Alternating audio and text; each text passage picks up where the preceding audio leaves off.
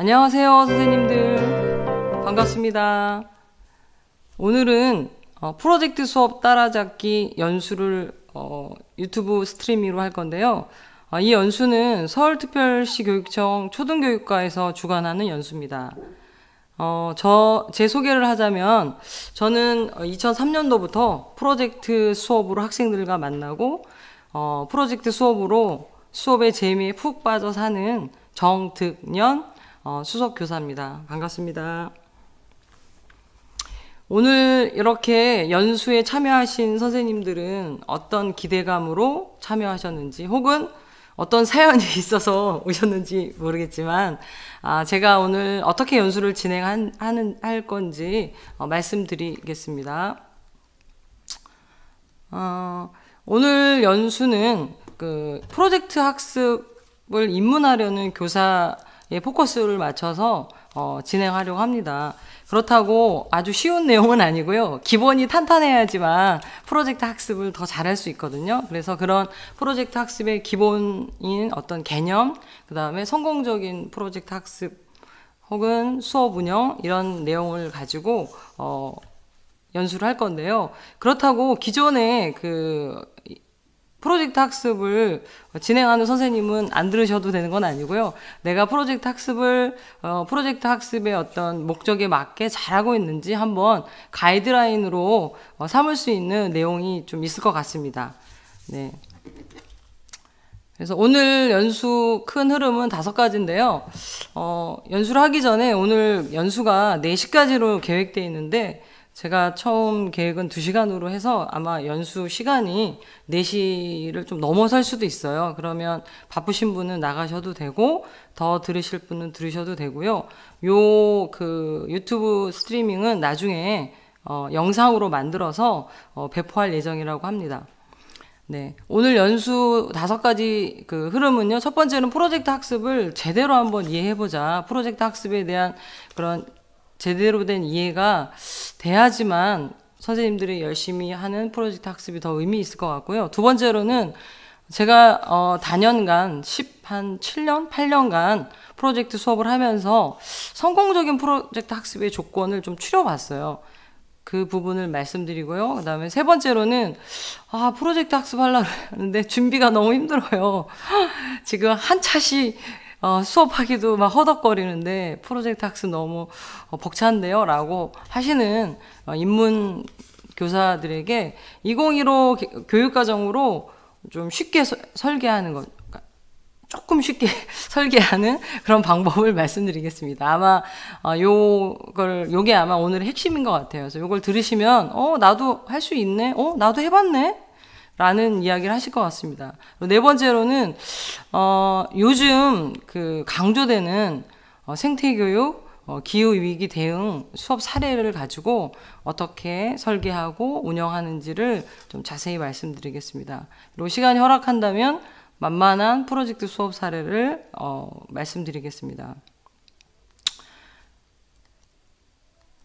네, 그래서 수업 사례로 프로젝트 학습의 개념이 무엇인지 좀 살펴볼 건데요.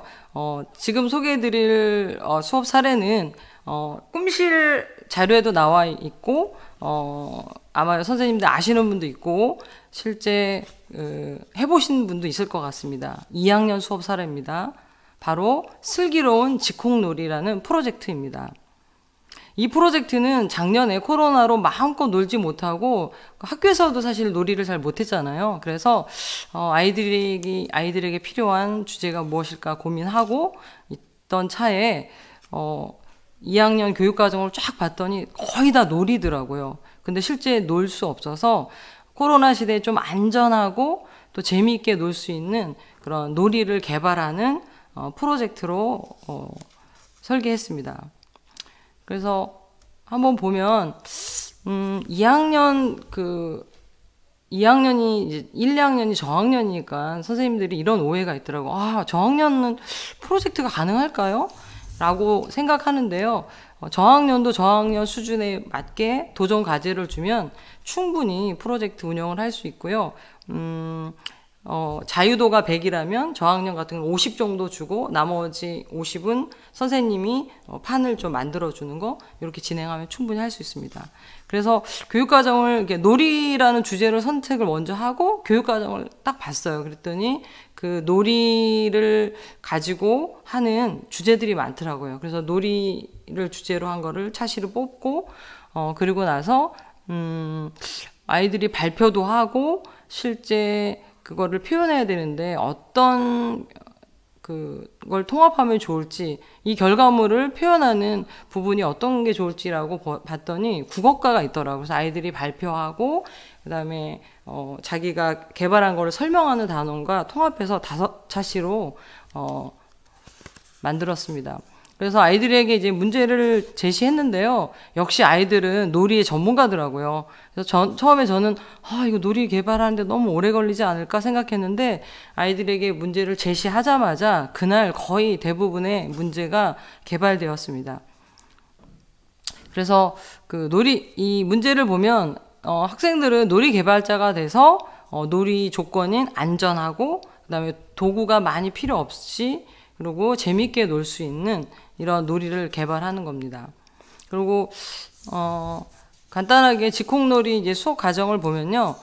처음에는 아이들이 사실은 그 놀이를 개발하려면 되게 막막할 것 같아요. 그래서 배경지식 탐구 과정으로 코로나로 인한 안전한 놀이의 필요성이나 직콕놀이 영상을 시청했어요. 그래서 놀이 안에는 놀이의 규칙, 방법, 어떻게 이기고 지는지, 그리고 도구, 이런 구조가 있다라는 것을 아이들이 알게 했고요. 거기에 맞춰서 아이들이 이제 놀이를 개발할 수 있도록 했습니다.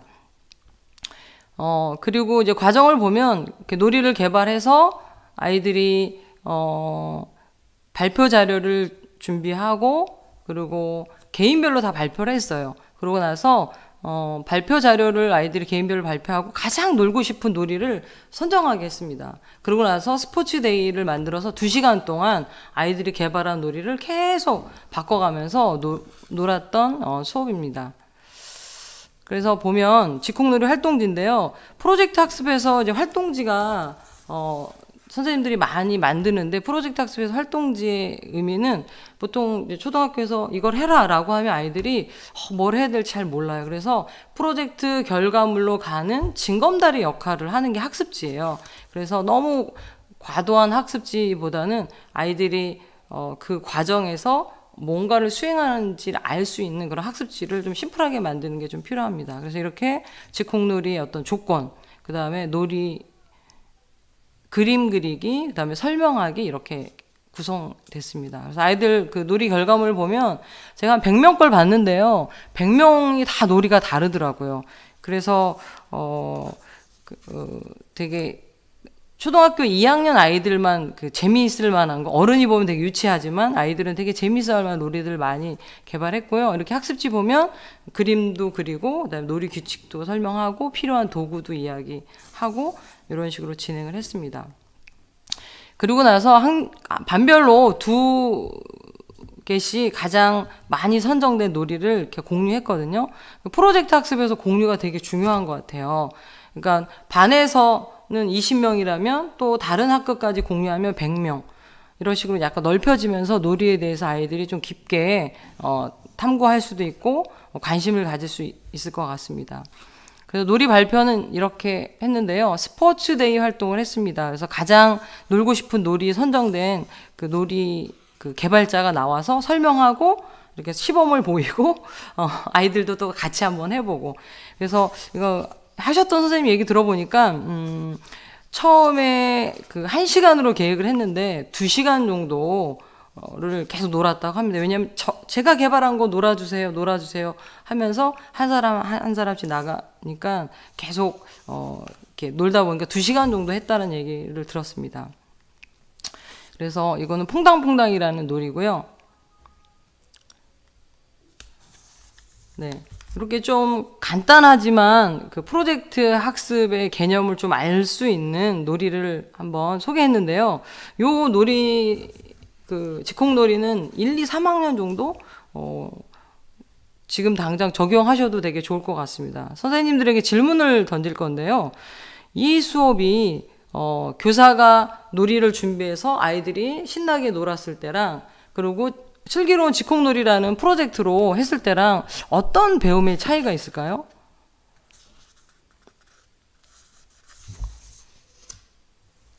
네, 한번 생각해 보시면 좋을 것 같아요. 네, 그게 바로 프로젝트 학습을 하는 이유거든요.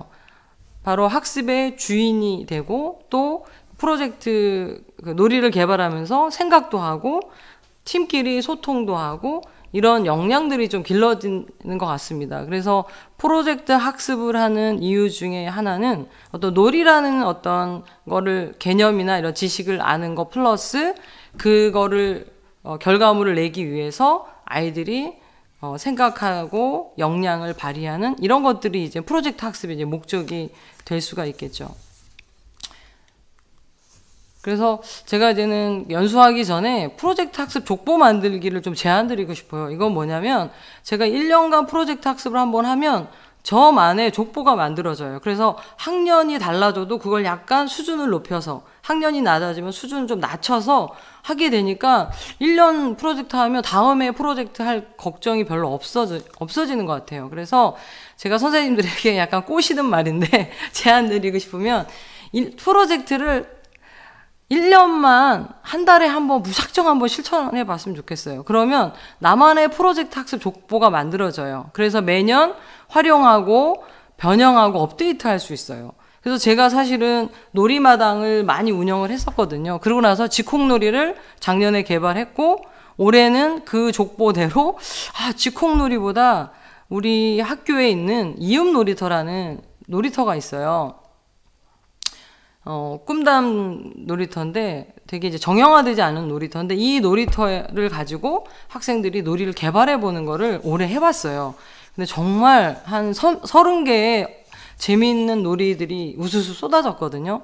그리고 이제 아이들이 이제 놀이 개발자가 돼서 놀이 발표한 걸 가지고 직접 아이들이 진행해서 놀아보고 그리고 규칙도 이제 바꿔보기도 하고 이런 과정을 거쳤습니다. 근데 이게 한 지가 한 달 반이 넘었는데 오늘 아침에 어떤 2학년 아이가 저한테 귓속말로 뜩쌤 우리 강시 콩콩콩 놀이 왜 안 해요? 그러는 거여서 내가 그게 무슨 말이야?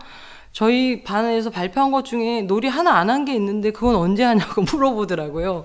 그래서 한 달 반 전에 수업인데도 아이들이 그걸 기억하고 언제 하냐고 막 물어볼 정도로 그 놀이에 푹 빠져서 했던 것 같습니다. 그래서 이 놀이를 개발한 아이는 저는 발명품도 개발할 수 있을 것 같아요. 왜냐면 그 어떤 뭔가를 개발하는 과정이 비슷하거든요. 이게 바로 전이가 가능한 역량을 개발하는 프로젝트 학습 환경인 것 같습니다.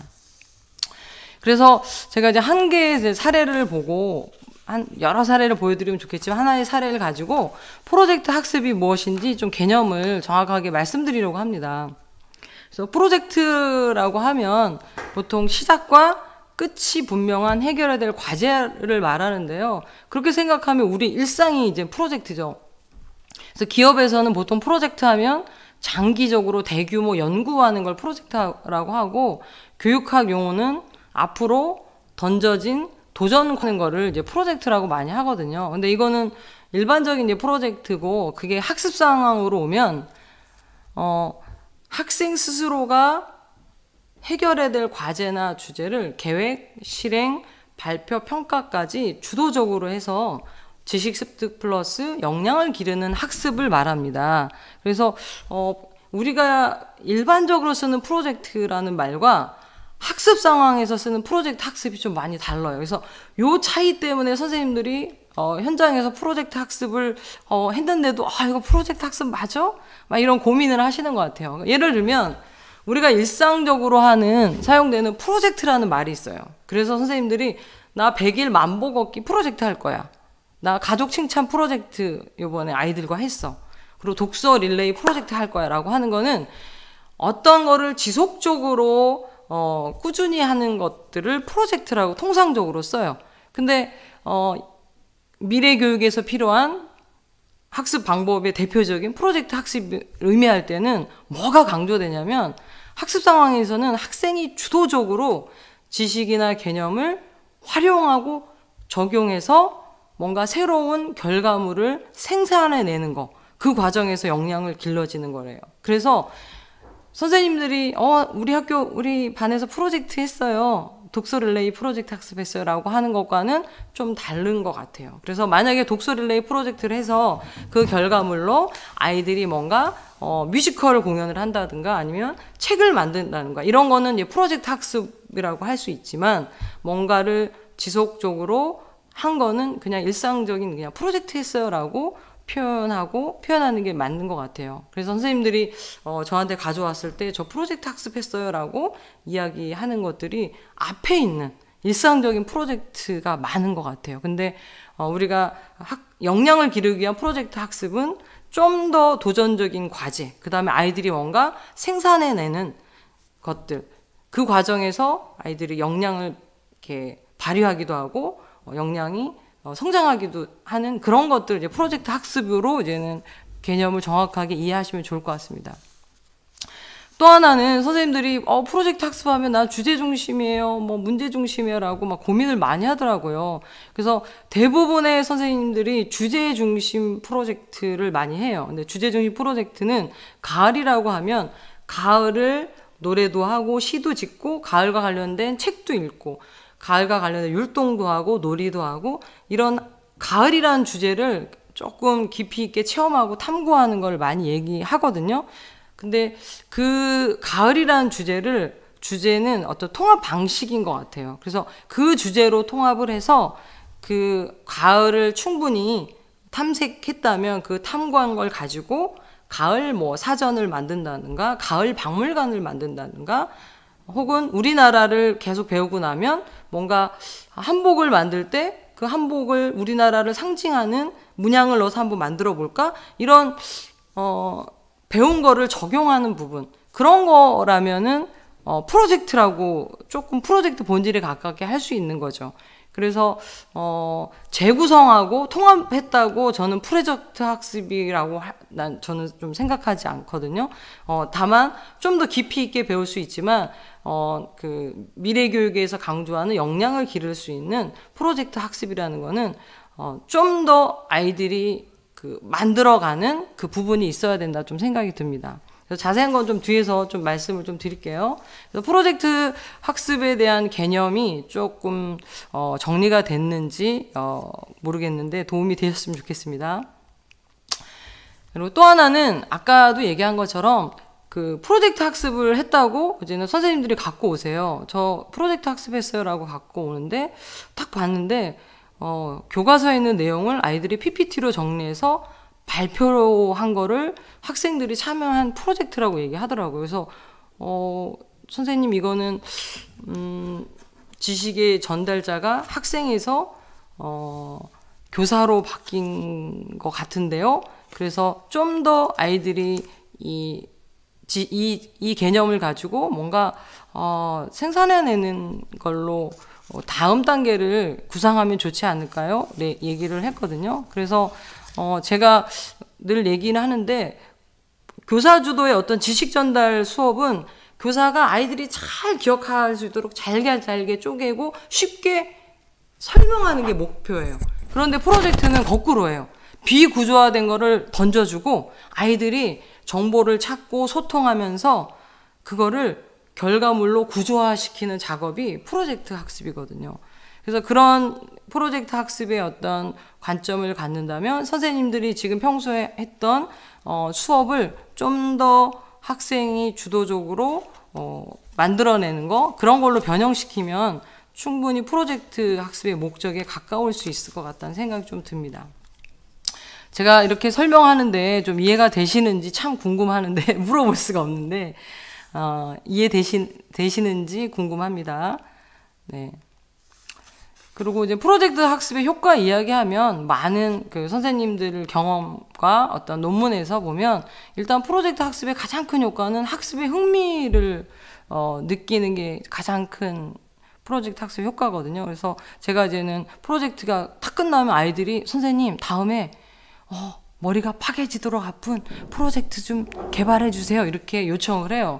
벌써 이제는 어떤 그런 그 지적인 어떤 도전, 그런 프로젝트 학습에 대한 어떤 중독성 이런 것들이 좀 보이거든요. 그래서 그런 수업을 기대하고 그다음에 학습을 즐거워하게 되거든요.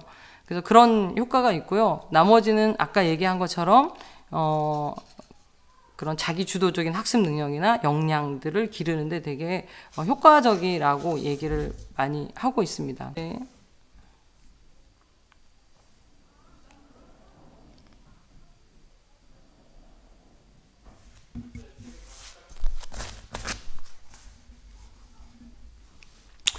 네, PBL 학습 과정을 한번 쭉 살펴보면요.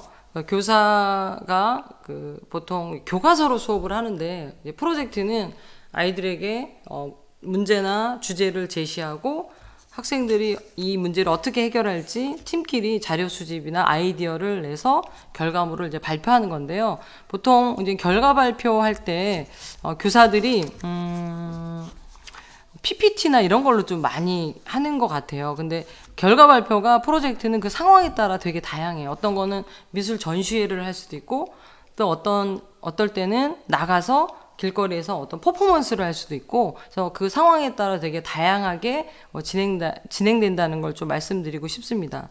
특히 이제 결과 발표는 아이들이 되게 그 프로젝트 과정에서 열심히 했어요. 근데 제가 초창기에 흑역사가 있는데 아이들을 되게 매 눈으로 나는 평가자니까 평가를 정확하게 해야 된다고 생각하고 되게 엄격하게 했더니 발표 분위기가 되게 싸늘했었어요. 그래서 그 다음부터는 아이들이 열심히 했던 그 발표를 축하해주고 격려해주고 잘한 점을 제가 정리해서 다시 아이들과 공유하고 그렇게 좀 진행을 했어요. 그래서 항상 발표 날은 아이들이 축제 같아요. 아, 오늘 너무 재밌는 거 한다. 나 오늘 발표 잘 해봐야지. 이런 되게 설레는 그런 시간이 좀 됐습니다. 그래서 선생님들도 프로젝트에 뭐 평가라는 결과 발표 및 평가라는 그런 타이틀이 들어가니까 왠지 막 이렇게 체크하고 평가해야 될 것 같은 그런 마음이 들 수도 있는데요. 그 결과 발표는 축하해주고 격려하고 그런 과정에서 배웠던 것들을 종합하는 자리라는 거 말씀드리고 싶습니다. 네, 지금까지는 제가 이제 하나의 수업 사례로 전체적인 흐름을 좀 말씀드렸는데 이제 조금 더 디테일하게 그렇다면 프로젝트로 하는 주제나 이런 것들이 어떻게 보면 좀 비슷하기도 하는데 그렇다면 좀 더 아이들이 학습에 흥미를 갖고 프로젝트에서 지향하는 역량도 개발할 수 있는 성공적인 프로젝트 학습의 조건이 무엇인지 좀 그 관점에서 좀 말씀을 드리겠습니다. 한번 보면 제 경험상으로 어떤 5개를 했지만요, 좀 요즘 들어서 더 이렇게 공감이 가는 그 성공적인 프로젝트 학습 환경인 것 같습니다. 첫 번째로는 문제의 실제성이거든요. 근데 실제성이라는 거는 이제는 수업이니까 배워야 되니까 공부니까 이렇게 하는 게 아니라 실제 상황의 어떤 문제를 수업에 들어오는 거예요. 그럼 아이들이 정말 몰입이 쑥 되거든요. 그래서 그 문제 자체가 동기 유발이 되고요. 두 번째는 학생의 자율권과 선택권을 보장하는 건데요. 요거는 사실은 선생님들이 참 어려운 것 같아요. 그러니까 프로젝트는 학습의 주도권이라는 깃발이 이렇게 있다면 그 깃발을 학생에게 이양을 해야 돼요. 근데 쉽지 않아요. 교사가 항상 주도해서 학습을 이끌어 가는데 내가 가르치는 게 아니라 아이들이 스스로 배울 수 있도록 내가 만들어줘? 이거는 어떤 책에 보니까 종교를 바꾸는 개종과 같은 개념이라고 하더라고요. 그래서 되게 쉽진 않지만 되도록이면 아이들이 스스로 선택하고 스스로 수업을 주도할 수 있도록, 그러니까 내용도 마찬가지고 수업의 운영도 주도할 수 있도록 해주는 게 되게 필요하다. 그러면 수업이 남의 게 아니라 남 일이 아니라 엄마 일이 아니라 선생님 일이 아니라 내 일이 되는 거예요. 그래서 아이들이 더 주인의식을 갖고 수업에 이제 몰입을 합니다. 세 번째로는 협력 학습 환경이고요. 아이들이 일단 혼자 하는 것보다 여럿이 하는 걸 즐거워하죠. 네 번째로는 시간 확보인데요. 저는 요즘 그 시간 확보를 좀 절실히 느낍니다. 프로젝트 학습은 깊이 있는 탐구를 하려고 하고 학생이 주도적으로 하기 때문에 학생이 이끌고 가기 때문에 선생님이 계획한 시간대로 안 될 때가 많아요. 그러면 하다가 말면 되게 힘은 들었지만 좀 아쉬운 수업들이 많아요. 그래서 시간 확보를 충분히 해주는 거가 좀 필요하고요. 5번째 교사의 역할 중에서 그 뒤에서 좀 자세히 나올 건데요. 교사가 이제는 기존의 어떤 교사 주도의 수업과 좀 다른 역할 변화가 있어요. 근데 이거를 잘 적응을 못 하셔서 프로젝트 학습을 되게 힘들어 하시는데, 어떻게 하면 좋을지 이 5가지를 수업 사례를 가지고 말씀드리겠습니다. 제가 수업 사례로 말씀드릴 거는 지역문제연구소 수업 사례거든요. 올해 했던 수업인데 결론적으로 말하면 아주 성공적인 어떤 수업이었었어요. 성공의 기준은 아이들이 일단 수업을 너무 즐거워하고, 두 번째로는 그 수업 속에서 아이들이 정말 많이 성장했고, 그 다음에 아이들도 성취감도 느꼈고, 또 다음 프로젝트를 또 기대하는 그런 수업이었습니다. 그래서 제가 지역문제연구소 하나를 가지고 쭉 그 프로젝트 성공 조건을 쭉 말씀드릴 거예요. 그래서 중간중간에 이렇게 나갔다 들어갔다 할 건데, 일단 지역문제연구소를 가지고 쭉 한번 살펴보겠습니다. 일단은 그 지역문제연구소 프로젝트를 하기 전에 아이들과 기초적인 배경 지식을 탐구했어요. 제가 이걸 되게 강조하고 싶은 게, 요즘 이제 프로젝트 이론 시리즈 중에 이제 2번째 시리즈가 나온 책의 내용을 보면 대부분 현장에서 프로젝트 수업을 할 때 그냥 문제만 던져주고 주제만 던져줘서 아이들이 배워야 될 기초적인 개념이나 배경 지식이 없기 때문에 수업을 하면서 많이 흔들리고 너무 또 혼란스럽고, 그 다음에 수업이 끝나고 되게 재미있고 활동적이지만 남는 게 없다라는 그런 어떤 디저트 프로젝트라고 많이 합니다. 그래서 디저트 프로젝트와 같은 굳이 안 해도 되는 그런 것들이 문제가 많이 발견돼서 좀 제한을 많이 해요. 왜냐하면 특히 초등에서는 기초적인 배경 지식을 충분히 탐구하고 심화로 적용하는 과정에서 프로젝트를 해라. 근데 물론 배경 지식이 없이 처음부터 해야 되는 프로젝트 있지만, 제가 봤을 때 초등은 거의 대부분 어느 정도 기초적인 배경 지식을 선생님과 같이 공부하고 그 다음에 나가는 게 좋은 것 같습니다. 그래서 선생님들에게 말씀드릴 때, 프로젝트 수업할 때 처음부터 던져주는 게 아니라 그 수업을 위해서 필요한 배경 지식을, 기초적인 걸 좀 같이 공부해라. 그러고 나서 그 수업 과정에서 더 깊이 있는 그 배경 지식이나 개념들을 스스로 이제 습득할 수 있게 되는 것 같습니다. 그래서 제가 이걸 보고서 이제 그 지역 문제를 해결하는 거니까 그냥 막연하게 지역 문제 해결하면 되겠구나라고 이제 생각을 했었어요. 그래서 보통 어떻게 수업하는지 봤더니, 주민센터에 이제 지역 문제에 대한 거를 건의하는 거를 이렇게 게시판에 올리면 주민센터에서 이제 답글을 주더라고요. 근데 제가 이걸로 프로젝트를 하기는 좀 많이 아쉽더라고요. 그래서 고민을 좀 했었어요. 어떤 거냐면, 좀 넘길게요. 해화동 주민센터에서 직접 와서 듣고 필요하다면 이 문제를 해결해 주면 아이들이 정말 살아있는 공부가 되지 않을까라는 생각을 해서 용기를 내서 해화동 주민센터에 전화를 하려고 했어요. 근데 전화를 못 하겠더라고요. 막 거절할 것 같고 귀찮은데 학교에서 왜 이러지? 이럴 것 같아서 한 2, 3일을 고민하다가 아예 안 되면 말고 딱 전화를 했는데, 그 게시판에 딱 보면은 그 주민자치 그 담당 직원이 있어요. 그래서 그 직원한테 전화를 했더니 되게 흔쾌히 동장님과 상의해서 알려드리겠다고 하더라고요. 그래서 기대하지 않았는데 어떻게 됐냐면, 동장님이 직접 학생들 발표를 5반이었거든요. 다 와서 듣고 가능하다면, 그 문제 해결이 가능하다면 해결까지 해주겠다라고 한 거예요. 그래서 제가 그거를 확답을 받고 그 다음에 4학년 아이들과 수업을 시작했어요. 그랬더니 완전 그 수업의 국면이 확 바뀌었어요. 그리고 수업의 물꼬가 확 튀었어요. 그래서 이게 바로 수업을 성공으로 이끄는 조건 중에 하나인 실제성이에요. 보통 수업에서는 그냥 공부니까 발표하자, 그다음 북극곰한테 편지 쓰려니까 쓰고 발표하자, 그러니까 수업을 해서 다루는 그런 발표를 위한 걸로 많이 끝나거든요. 그래서 이거를 이제 실제성을 딱 부여하니까 아이들의 눈빛이 확 바뀌는 거예요, 첫날부터.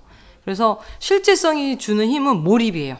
그래서 수업에 쏙 빠져들게 하는 힘이고 프로젝트 문제 자체가 동기가 될 수 있어요. 그래서 선생님이 조금 번거롭더라도 실제적인 그 환경을 만들어주는 것들을 선생님이 마련해 준다면 그 다음 수업 진행은 오히려 술술 잘 풀릴 수 있을 것 같아요. 그래서 시작할 때 선생님이 실제성을 만들기 위해서 노력하면 좋을 것 같고요. 그러면 아이들이 게임에 빠지는 것처럼 정말 그 수업이 프로젝트 학습이 매직존처럼 쑥 이렇게 빨려 들어가요. 그래서 이렇게 어려운 지역문제 연구소 주제를 4학년 아이들이 거의 한 달간 마음에 품고 지역 문제를 위해서 수업했던 내용입니다. 그리고 프로젝트 수업을 하다가 급식 먹을 이렇게 종이 쳤어요. 그랬더니 아이들에게 얘들아 밥 먹으러 가자 그랬더니 선생님 지금 급식이 중요해요? 우리 지역 문제 해결이 중요하지 막 이렇게 얘기해서 밥 먹으러 막 늦게 가기도 하고 그랬거든요. 그래서 프로젝트 수업은 급식을 이깁니다. 그래, 이런 프로젝트 수업의 성공적인 그런 조건이 뭐라고요? 실제성입니다. 실제성은 교사가 좀 계획할 때부터 좀 만들어주는 게 좀 필요합니다. 근데 실제성을 만드는 방법이 완전 진짜 실제 문제만 해야 돼요? 여러 가지 방법이 있습니다. 한 4가지가 있는데요. 하나는 실제 진짜 있는 문제 상황인 거예요. 아까 지역 문제를 해결하는 것처럼. 그 다음에 실제 있을 법한 상황 혹은 실제로 아이들이 그 체험하고 전시하는 거, 뭐 직콕놀이를 한다거나 랜선 플리마켓, 지구촌 박람회. 그다음에 4번째는 어떻게 보면 손쉽게 실제성을 확보하는 거예요. 청중을 확장하는 거예요. 학급에서만 끝나는 게 아니라 길거리로 간다거나 옆반을 초청한다거나 그다음에 학교 전체 지역을 확장해서 할 수 있어요. 지금 요새는 좀 줌으로 수업 가능하니까 다른 학교랑도 연결이 될 수 있을 것 같아요. 그래서 이런 4가지가 실제성을 만드는 방법입니다. 그래서 구체적으로 보면 제가 다니던 학교에 혜태상의 얼룩이 있었어요. 그래서 도덕의 공공시설물 내 것처럼이라는 수업 한 단원을 이거를 어떻게 해결할 건지, 왜 이게 발생했는지, 앞으로 어떻게 발생하지 않기 위해서는 어떻게 할 것이 이렇게 그 수업을 했던 기억이 나거든요. 그러니까 실제 이런 유사한 일들이 학교에 많아요. 이거를 실제 수업으로 상황으로 끌어오면 되게 좋은 문제가 될 수 있습니다. 그래서 예전에는 제가 어색하게 막 PBL 문제를 만들었거든요. 요즘은 그래 실제 프로젝트 수업을 뭐 사실은 매 수업마다 못해요. 한 달에 많으면 2번, 보통 1번 정도 하거든요. 그러면 의미 있는 거, 좀 가치 있는 걸 해야 되는데 실제 있는 걸 좀 끌어다가 하는 게 훨씬 선생님도 아이들도 그렇고 몰입감이 좋습니다. 2번째로는 있을 법한 일을 만드는 거예요. 그래서 뭐 로보카 폴리마을에 교통표지판이 싹 사라졌어요. 그럼 교통표지판 어떻게 배치할까? 이런 수업으로 아이들이 교통표지판이 그런 상황과 맥락에 맞게 이렇게 배치하고 공부하는 것들, 이런 것도 이제 가벼운 프로젝트지만 어떤 실제성, 실제 있을 법한 일을 가지고 하는 거죠. 그다음에 체험인데요. 이제 아이들이 못 만나니까 랜선으로 플리마켓을 열어서 하루만 벼룩시장처럼 플리마켓을 열었거든요. 그래서 이런 랜선 플리마켓 같은 거 지금 코로나라도 충분히 준비 과정을 랜선으로 하고 할 수 있거든요. 이것도 체험 형식으로 실제성을 하고요. 그래서 실제로 아이들이 기부도 하고, 네. 그리고 청중을 확장하는 건데요. 제가 6학년 선생님들과 크크 미술관이라는 미술 작품을 감상하고 패러디해서 그 반별로 미술관을 만들었어요. 그래서 전 6학년이 돌아다니면서 하루 종일 미술관 체험을 했었거든요. 이런 것도 청중을 확장을 하면 아이들이 정말 의식을 많이 해요. 아, 다른 옆반이 오니까 정말 미술관처럼 한번 만들어야 되겠구나. 지금 우리가 프로젝트 학습을 성공적으로 하기 위한 조건 중에 실제성을 확보하는 방법 중에 청중을 확장하는 이야기를 하고 있었습니다.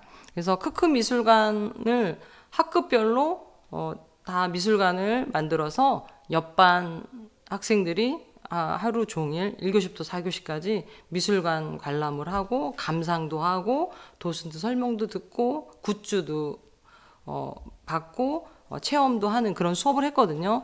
그러면 이 과정에서 아이들이 미술을 되게 즐거워하고 그리고 과정에서 또 청중을 의식해서 되게 그 결과물 완성도도 되게 높았던 것 같습니다. 이렇게 그 실제성을 확보하는 방법 중에 하나 청중 확장을 말씀드렸고요. 이거 넘어갈게요. 그리고 이제 지역문제연구소 프로젝트를 지금 설명하면서 성공적인 프로젝트 조건을 이렇게 곁다리로 계속 얘기하고 있어요. 잘 흐름 따라오세요. 그래서 그 지역문제연구소 프로젝트는 프로젝트 수업에서 대표적인 스타일이에요. 그래서 어떤 문제가 있으면 무엇을 해결하고, 그래서 좀 대표적인 거라서 좀 말씀을 드리고 있는데요. 그래서 지역문제연구소 시작은 지역문제 연구를 위한 배경 지식을 탐구하고, 그 다음에 지역문제 연구원을 모집을 했어요. 이 연구원을 굳이 왜 모집을 했을까요? 보통 학생들은 이 문제 한번 해볼래? 라고 던져주면 알아서 하는 그런 존재가 아니라 프로젝트에서 어떤 전문성 있고 전문적인 사고가 필요한 사회 심리적인 어떤 태도, 주인공의 역할을, 정체성을 좀 확보하는 그런 기간이 좀 필요해요. 그래서 공부도 할 겸 그런 과정을 저는 꼭 갖고 있거든요. 그래서 난 연구원이야, 나는 지역을 위해서 일하는 연구원이야 라는 그런 정체성이나 목적의식, 주인의식을 갖도록 하는 과정입니다. 그래서 아이들에게 지역 문제를 연구할 연구원을 모집해서 교과 속의 숨은 지역 문제도 해결하고 해화동의 지역 문제 2가지를 제출하면 연구원이 된다라고 했어요. 그래서 아이들이 이렇게 제출하고 나서 배지를 하나씩 줬어요. 아이들이 너무 신나서 자기는 연구원이다. 근데 이걸 못 받은 애들이 한 반에 한 2-3명 있어요. 숙제를 안 해서. 근데 그 아이들도 꼭 다 해가지고 연구원 배지를 다 받았거든요. 그래서 난 연구원이야, 난 이제부터 지역을 위해서 연구하고 고민하는 사람이야 라는 정체성이 좀 확보된 것 같아요. 그래서 이런 관문들이 좀 필요한 것 같아요. 프로젝트 학습할 때 선생님들이 막 마음이 급하고 시간도 없으니까 그냥 요번에 우리 지역 문제 연구할 거야, 한번 문제 발견해 볼래? 이렇게 하는 것보다 지역 문제 연구원이 되는 과정을 통해서 아이들이 좀 더 지역 문제에 접근할 때 자연스럽게 접근할 수 있도록 하면 좋을 것 같습니다. 네. 그리고 자율권과 선택권을 부여하라고 하는데요. 프로젝트 수업이, 저도 초창기 흑역사가 있는데 세팅은 그 프로젝트로 했는데 알고 보니까 교사 주도의 노동 집약적인 수업이 될 경우가 많아요. 그래서 교사가 판을 벌려놓고 네모칸 딱 해놓고 그 네모칸만 아이들이 채우게 하는 거예요. 그 아이들은 되게 힘든데, 엄청 빡센 수업인데 끝나고 나서 별로 하고 싶지 않고 그냥 교과서로 하는 게 더 좋을 뻔한 그런, 시간도 되게 많이 걸리고, 그런 수업이 되지 않으려면 아까도 얘기한 것처럼 내용에서 아이들이 선택하게 하는 자율권, 그 다음에 수업 운영에서도 아이들이 선택해서 운영할 수 있는 이런 자율권과 선택권을 부여하는 게 되게 필요해요. 근데 요번 그 수업에서 한 모듬에 그 지역 문제를 하나나 2개만 해야 되는데 5명이 다 자기께 지역 주민의 행복을 위해서 필요하다, 그리고 실현 가능하다라고 팽팽했어요. 그래서 제가 고민하다가 그럼 너네 5개 다 해. 그러니까 그 전까지는 한 2시간 동안 그걸 못 정해서 싸우느라고 한 발자국도 못 갔어요. 그래서 어떻게 했으면 좋겠냐 했더니 자기네 5명 다 하고 싶다고. 그래서 원칙은 한두 개였지만 다 해 라고 아이들에게 그렇게 이야기하니까 완전 자기 문제를 집중해서 거기 되게 깊이 있게 탐구하고, 해결 방안도 그 동장님이 깜짝 놀랄 만한 해결 방안을 내올 정도로 과제를 수행했습니다. 이렇게 자율권과 선택권을 좀 부여하는 게 익숙하지 않았지만 이런 걸 부여하면 정말 프로젝트 수업의 흐름이 아이들에게 주도성을 주면서 선생님이 의도한 목표에 도달할 수 있을 것 같습니다. 그리고 아까 이야기한 건데요. 그 선생님들이 못 견디는 게 있어요. 프로젝트 학습하면서. 프로젝트 학습할 때 그 프로젝트 정점에서 대혼란이 일어나요. 왜냐하면 아이들이 정보를 많이 찾았지 생각은 많지 의견은 많으니까 대혼란이 일어나요. 아이들이 가끔 이렇게 선생님 카오스예요. 우리 팀은 카오스예요. 지금 혼란과 갈등이에요. 막 이렇게 얘기를 해요. 그러면 선생님들은 되게 당황해요. 이거 어떡하지? 딱 정리를 해주려고 많이 노력하는데 그 정리를 딱 하는 순간 프로젝트 특징이 싹 사라져요. 그 혼란과 카오스를 잘 지켜보시고 그때 내가 어떤 도움을 줄지를 생각하셔야 돼요. 선생님이 해결하면 선생님의 프로젝트예요. 근데 그 혼란의 정점에서 교사가 아이들에게 질문을 던지거나 수렴하는 방법인 PMI 기법을 알려준다거나 뭐 이런 것들을 가지고 제시해서 아이들이 해결하게 하면 자기가 해낸 거예요. 그 카오스와 혼란을 겪으면 그때 역량이 발휘되고 역량이 길러지는 거예요. 근데 선생님들은 정리되고 정돈된 수업을 많이 진행하다 보니까 이 혼란스러운 상황을 막 정리하고 싶어서 선생님들이 자, 잠깐 나와봐. 너네 팀 이거 했어? 너네 이걸로 해. 막 정리해 주거든요. 그렇게 하시면 어떻게 보면 프로젝트의 절반의 성공이거든요. 그래서 아이들이 선택하고 자율권을 보장하는 과정에서 혼란과 시행착오 갈등들을 잘 풀 수 있는 방법들, 그러면 소통하는 방법, 문제 해결력, 그 다음에 아이들이 창의적으로 사고하는 것들이 이때 아주 폭발적으로 이루어져요. 그래서 혼란을 견뎌라. 이것이 어떻게 보면 성공적인 프로젝트 학습의 어떤 교사의 태도라고 생각할 수 있습니다. 네. 다음은 협력적 환경에 대한 프로젝트 학습에서 협력적 환경에 대한 이야기인데요. 아이들은 혼자 수업하는 것보다 팀 활동하면 일단 좋아요. 얘들아, 팀 모듬 대형 만들어. 그러면 일단 그런 학습의 흥미가 확 올라가거든요. 근데 프로젝트는 다 팀 활동으로 주로 하는데 선생님들 중에서 나 팀 활동 도저히 못하겠어요. 애들 너무 싸우고 시끄러워서 못하겠어요 라고 프로젝트 수업을 못하는 이유 중에 하나가 이런 걸 많이 하거든요. 근데 프로젝트 학습에서의 협력의 의미를 좀 생각해 보시면 좀 달라질 것 같아요. 프로젝트에서의 협력 환경의 의미는 뭐냐면 첫 번째로는 서로 다르기 때문에 하는 거예요. 보통 협동학습하면 마음을 하나로 모아서 아주 신나게 이렇게 싸우지 않고 이렇게 잘 가야지 이렇게 얘기를 하는데 그게 아니라 서로 생각이 다르고 관점이 다르고 접근하는 방법, 풀어가는 방법이 다 다르기 때문에 프로젝트에서는 꼭 팀 활동을 하는 거예요. 왜냐하면 지역 문제를 보는 관점이 20명이면 20명이 다 달라요. 그리고 아까 직콕놀이도 100명이 다 달랐어요. 그래서 그 다양한 관점 중에서 가장 최선의 선택을 하는 거, 그 과정에서 풍부한 학습이 일어나는 거죠. 그게 목적이에요. 그러니까 다르기 때문에 당연히 싸워요. 오히려 팀 활동할 때 선생님 저희는 다 끝났어요. 그러면 오히려 망하는 거예요. 서로 싸우고 고민하고 이런 과정이 오히려 프로젝트 학습을 성공에 이끄는 거. 그러니까 선생님들이 애들 싸우는 거에 대해서 너무 불편해하지 않고 요거 프로젝트 수업 되네? 라고 생각하면 되고 아이들에게도 그 얘기를 해주세요. 그러면 서로 의견이 충돌할 때 어떻게 하면 평화롭게 하는지 이런 것들을 이제 교사가 지도하면 되겠죠. 두 번째는 소셜한 펀인데요. 같이 해서 즐거운 거 아까 얘기한 것처럼 세 번째는 상호 필터링이에요. 보통 프로젝트 학습하면 아이들끼리 어떻게 제대로 할까라고 하는데 실제로 아이들끼리 서로 제대로 된 의견은 지지하고 별로 아닌 거는 이건 아닌 것 같아 라고 서로 상호 필터링 과정을 계속 거쳐요.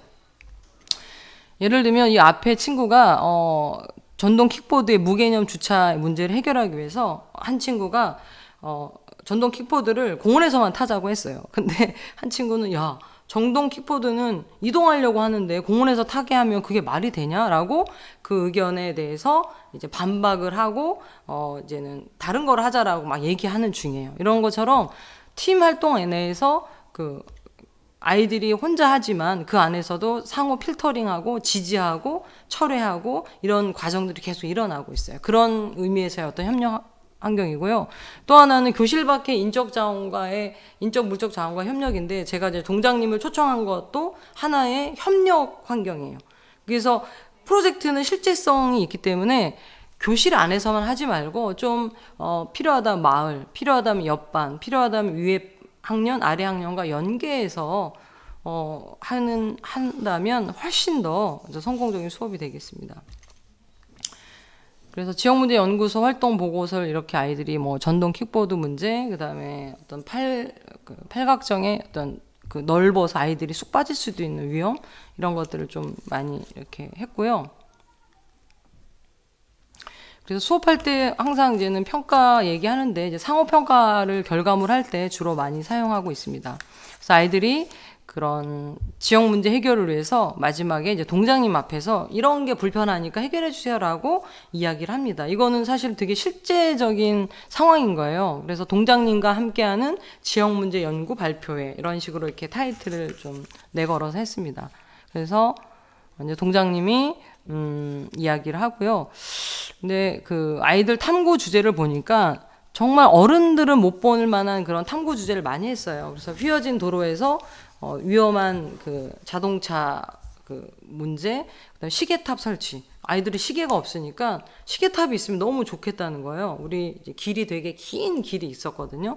그래서 그 길에 시계탑 하나 설치해달라고 해서 지금 그 해화동 주민센터 선생님들 주무관님들이 엄청 바쁘대요. 우리 4학년 아이들이 제안한 30가지의 문제를 해결하기 위해서 동분서주하고 계시다고 합니다. 그래서 조만간 중간 발표하러 화상에서 한번 뵙는다고 하십니다.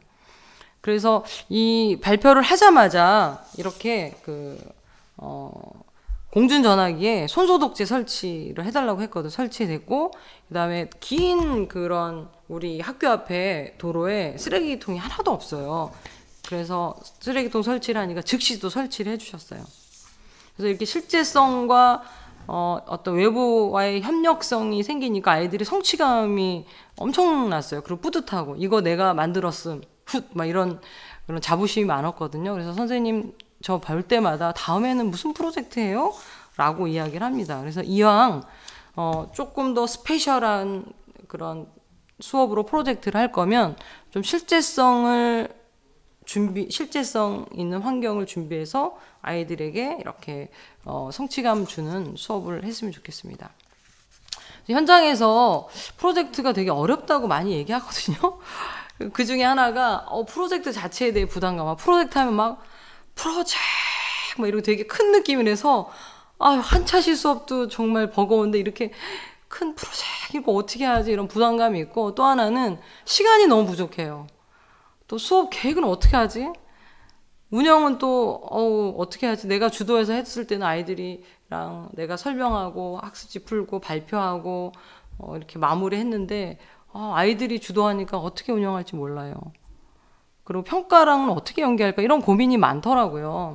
거기서 솔루션을 제시하면 극복할 만한 그런 특별한 대안은 없어요. 일단은 시작을 해보고 프로젝트 학습의 어떤 양이 쌓이면 시간이 많이 걸리네? 그래도 투자할 만하다라고 해서 할 수 있고, 그 다음에 어떤 수업 운영이나 이런 게 노하우가 생겨요. 그래서 미리 어렵다고 시작을 안 하면 계속 못하게 되는 것 같아요. 그래서 현장 실천의 어려움은 실제로 해보고 노하우와 그 다음에 어떤 해볼 만하다는 게 이제 검증이 돼야 되지 않을까라는 좀 생각이 듭니다. 좀 너무 대안이 아닌가? 이런 생각이 드는데 제 경험상 수업의 양이 쌓이면 이런 것들이 이제 극복할 수 있는 자기만의 노하우가 생긴 것 같습니다. 오늘의 이제는 본격적으로 이야기할 2015 교육과정 따라 프로젝트 학습 설계 쉽게 하기인데요.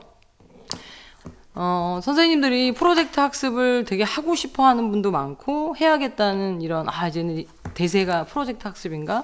이런 부담감이 있는데, 그런 거를 조금 더 좀 떨칠 수 있는 그런 방법들을 좀 제안해 드리고 싶습니다. 뭐냐면, 프로젝트 학습이 무엇인가라는 교사 설문을 했더니, 선생님들이 가장 많이 쓴 게 이런 이야기입니다. 협동, 재구성, 학생주도, 깊이, 통합. 이렇게 보면, 통합이나 재구성 이야기가 나오니까 되게 정말 막 되게 큰 느낌이에요. 프로젝트가 진짜 통합해야 되고 재구성해야 되고, 그래서 이렇게 큰 프로젝트 어떻게 하지? 이런 고민이 되는데요. 이거를 이제 2015 개정 교육과정에서 조금 한번 바꿔보겠습니다.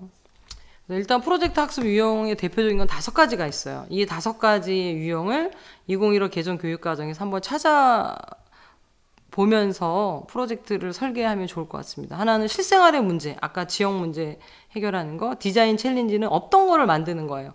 그러니까 직콕놀이를 개발하거나 학급 로고를 만든다거나 이런 것들이 다 디자인 챌린지고, 추상적인 질문을 탐구하는 프로젝트는 이런 거죠. 우정이란 언제 만들어지는가? 우리는 언제 성장하는가? 사람은 언제 변하는가? 이런, 근데 좀 어렵더라고요. 제가 몇 번 했다가 흑역사가 있는데, 그리고 조사 연구는 보통 이제는 많이 하는 프로젝트 형태고요. 그리고 5번째는 쟁점이 있는 거, 찬반. 쓰레기 소각장 문제를 어떻게 할 건지 찬반. 그리고 뭐 어떤 이슈화되는, 시사적으로 이슈화되는 부분을 첨언하는 이런 것들이 가장 대표적인 유형이어서, 이런 유형 중에 나는 어떤 걸 할지를 좀 프레임을 갖고 있으면 더 이제 설계하기 쉬운 것 같아요. 그래서 제가 선생님에게 프로젝트 수업을 위한 재구성과 통합은 잊어라라는 말을 하고 싶어요. 특히 이제는 프로젝트를 입문하는 선생님들에게는. 그래서 2015 교육과정은 사실 프로젝트 학습에 딱 맞게 교육과정이 만들어졌어요. 그래서 교육과정 자체가 이제 프로젝트 학습 환경이기 때문에 프로젝트 수업을 위해서 힘든 재구성과 통합은 잊어라라고 말씀을 드리고 싶습니다. 그럼 어떻게 있는지 한번 볼까요? 일단 그 2015 개정 교육과정에서 단원의 흐름을 보면 이 세 가지 흐름이에요. 항상 도입, 기본, 적용. 그리고 선생님 지금 지도서에서 한번 보세요. 국어나 사회나 과학 대부분 다 이렇게 구성되어 있어요. 어떻게 되냐면 처음에 도입에서는 이 수업 너무 재밌을 거야 라고 약간 꼬시는 동기유발이나 단원 학습의 개요가 있어요. 그래서 한번 화석이라면 화석 한번 발굴 체험도 해보고, 이제 두 번째로는 기본이에요. 그래서 이 수업에서 꼭 알아야 될 기본 개념과 학습 내용을 배우거든요.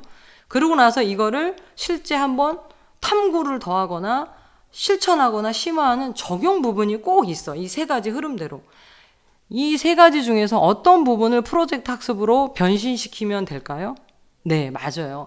이 적용 부분을 프로젝트 학습으로 전환하면 되는 거예요. 앞에 부분은 배경 지식의 기본이라면 뒤에 적용은 프로젝트 학습으로 심화하면 됩니다.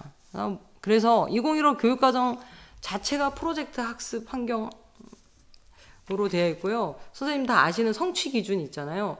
2015 교육과정을 구체화한 게 이제 성취 기준이잖아요. 성취 기준 한마디로 지식 플러스 수행 능력이에요. 근데 지식 플러스 수행 능력 하니까 어디서 많이 본 것 같죠? 바로 역량이에요.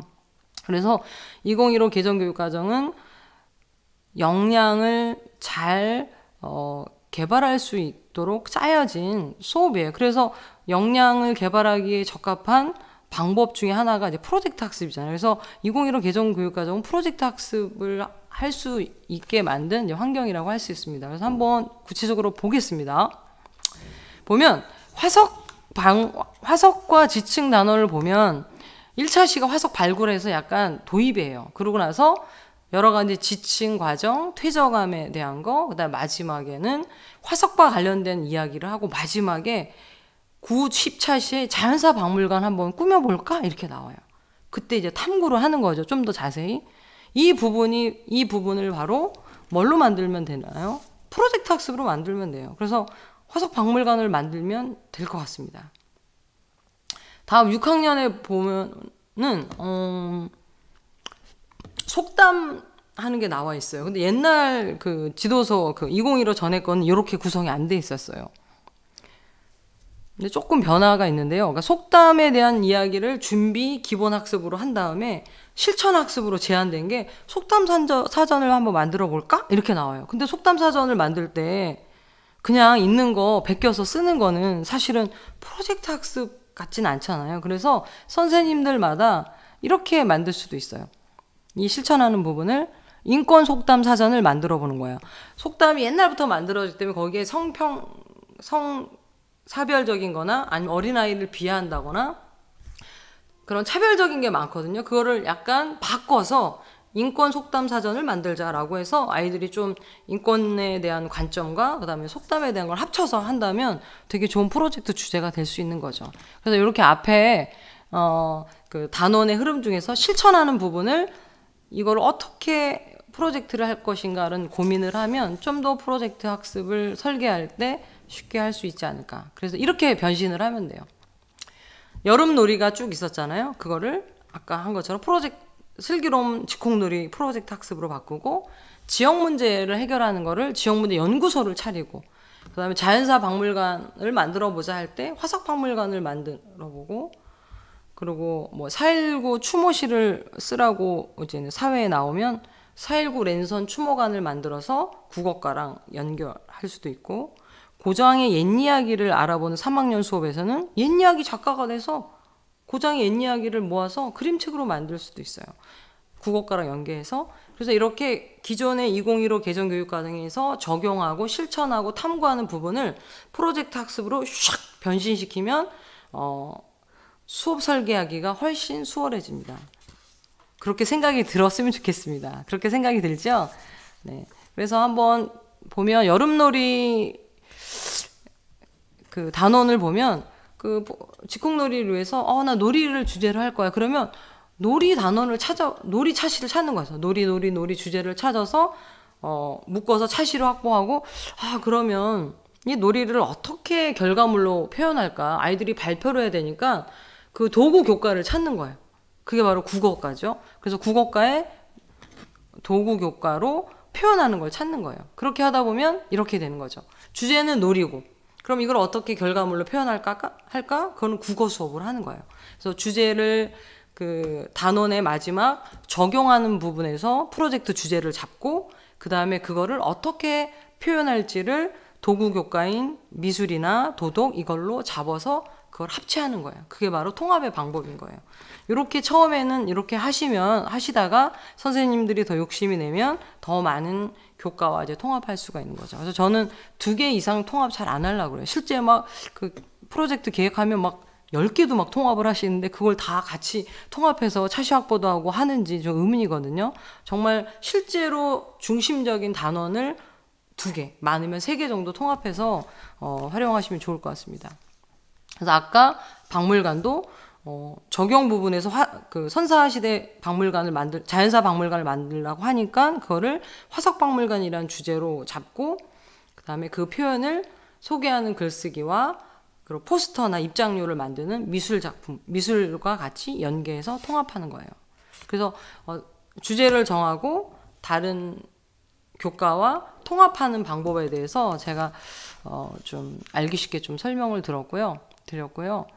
그래서 또 한번 살펴보면 아까 제가 지역문제연구소 했었잖아요. 이것도 마찬가지예요. 사회의 지역문제를 해결하는 걸 주제로 잡고 이거를 아이들이 이제 발표하고 제안하는 거를 국어과를 이렇게 살펴보면 있어요. 그래서 그 제안하는 글쓰기를 가지고 이제 발표하고 이제 표현하는 것들, 이렇게 2개가 합쳐져 있습니다.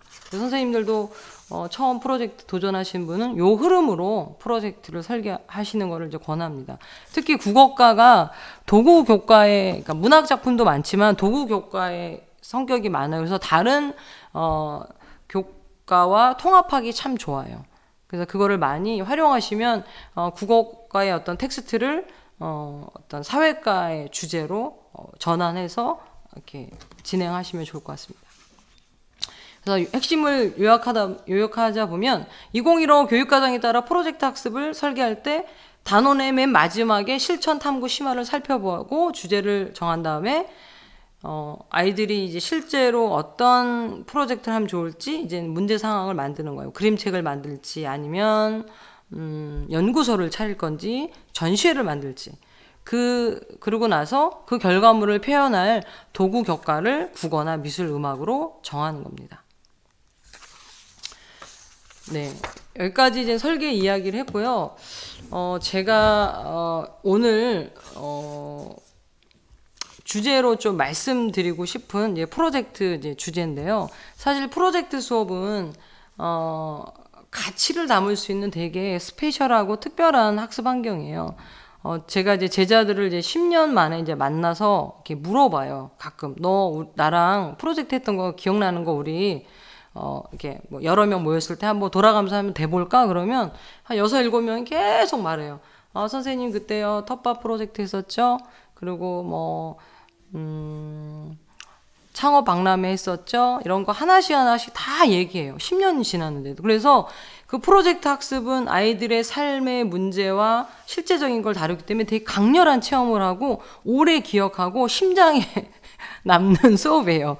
그래서 이런 수업에 담을 수 있는 주제로 적합한 거는 무엇일까라고 생각을 해보면 저는 요즘 많이 강조되고 있는 기후위기 대응 수업이라고 말씀드리고 싶어요. 그래서 저는 주로 관심사가 놀이, 뭐 문학 수업, 인권, 환경 이런 걸 많이 하고 있는데요.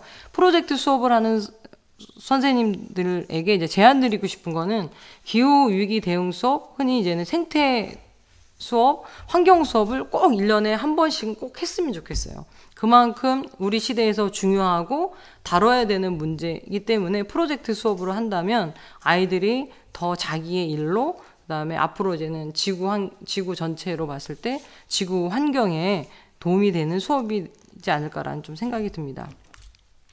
그래서 저 또한 2015년부터 매년 환경교육, 점점 용어가 바뀌고 있죠. 생태 전환 수업, 기후 위기 대응 이런 수업을 하고 있는데요. 매년 이렇게 1년에 한 번씩 프로젝트로 했으면 좋겠습니다.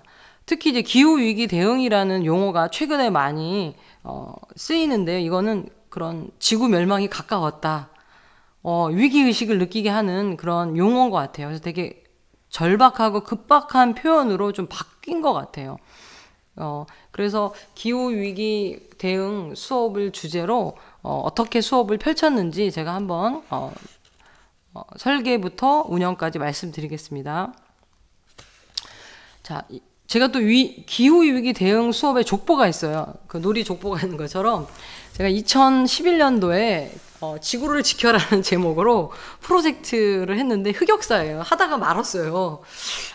그래서 이 흑역사를 딛고서 환경 수업은 이렇게 해야겠구나라는 거를 좀 다 제 나름대로 정리해서 2015년도에 지구 특공대를 1년간 운영하고 그 사이사이에 꽤 많은 그 환경 수업이 있는데 대표적인 걸 에코 창업 박람회, 에코 페스티벌, 에코 어벤져스, 최근에 끝난 나무 친구 프로젝트 이런 것들 좀 진행을 했었거든요.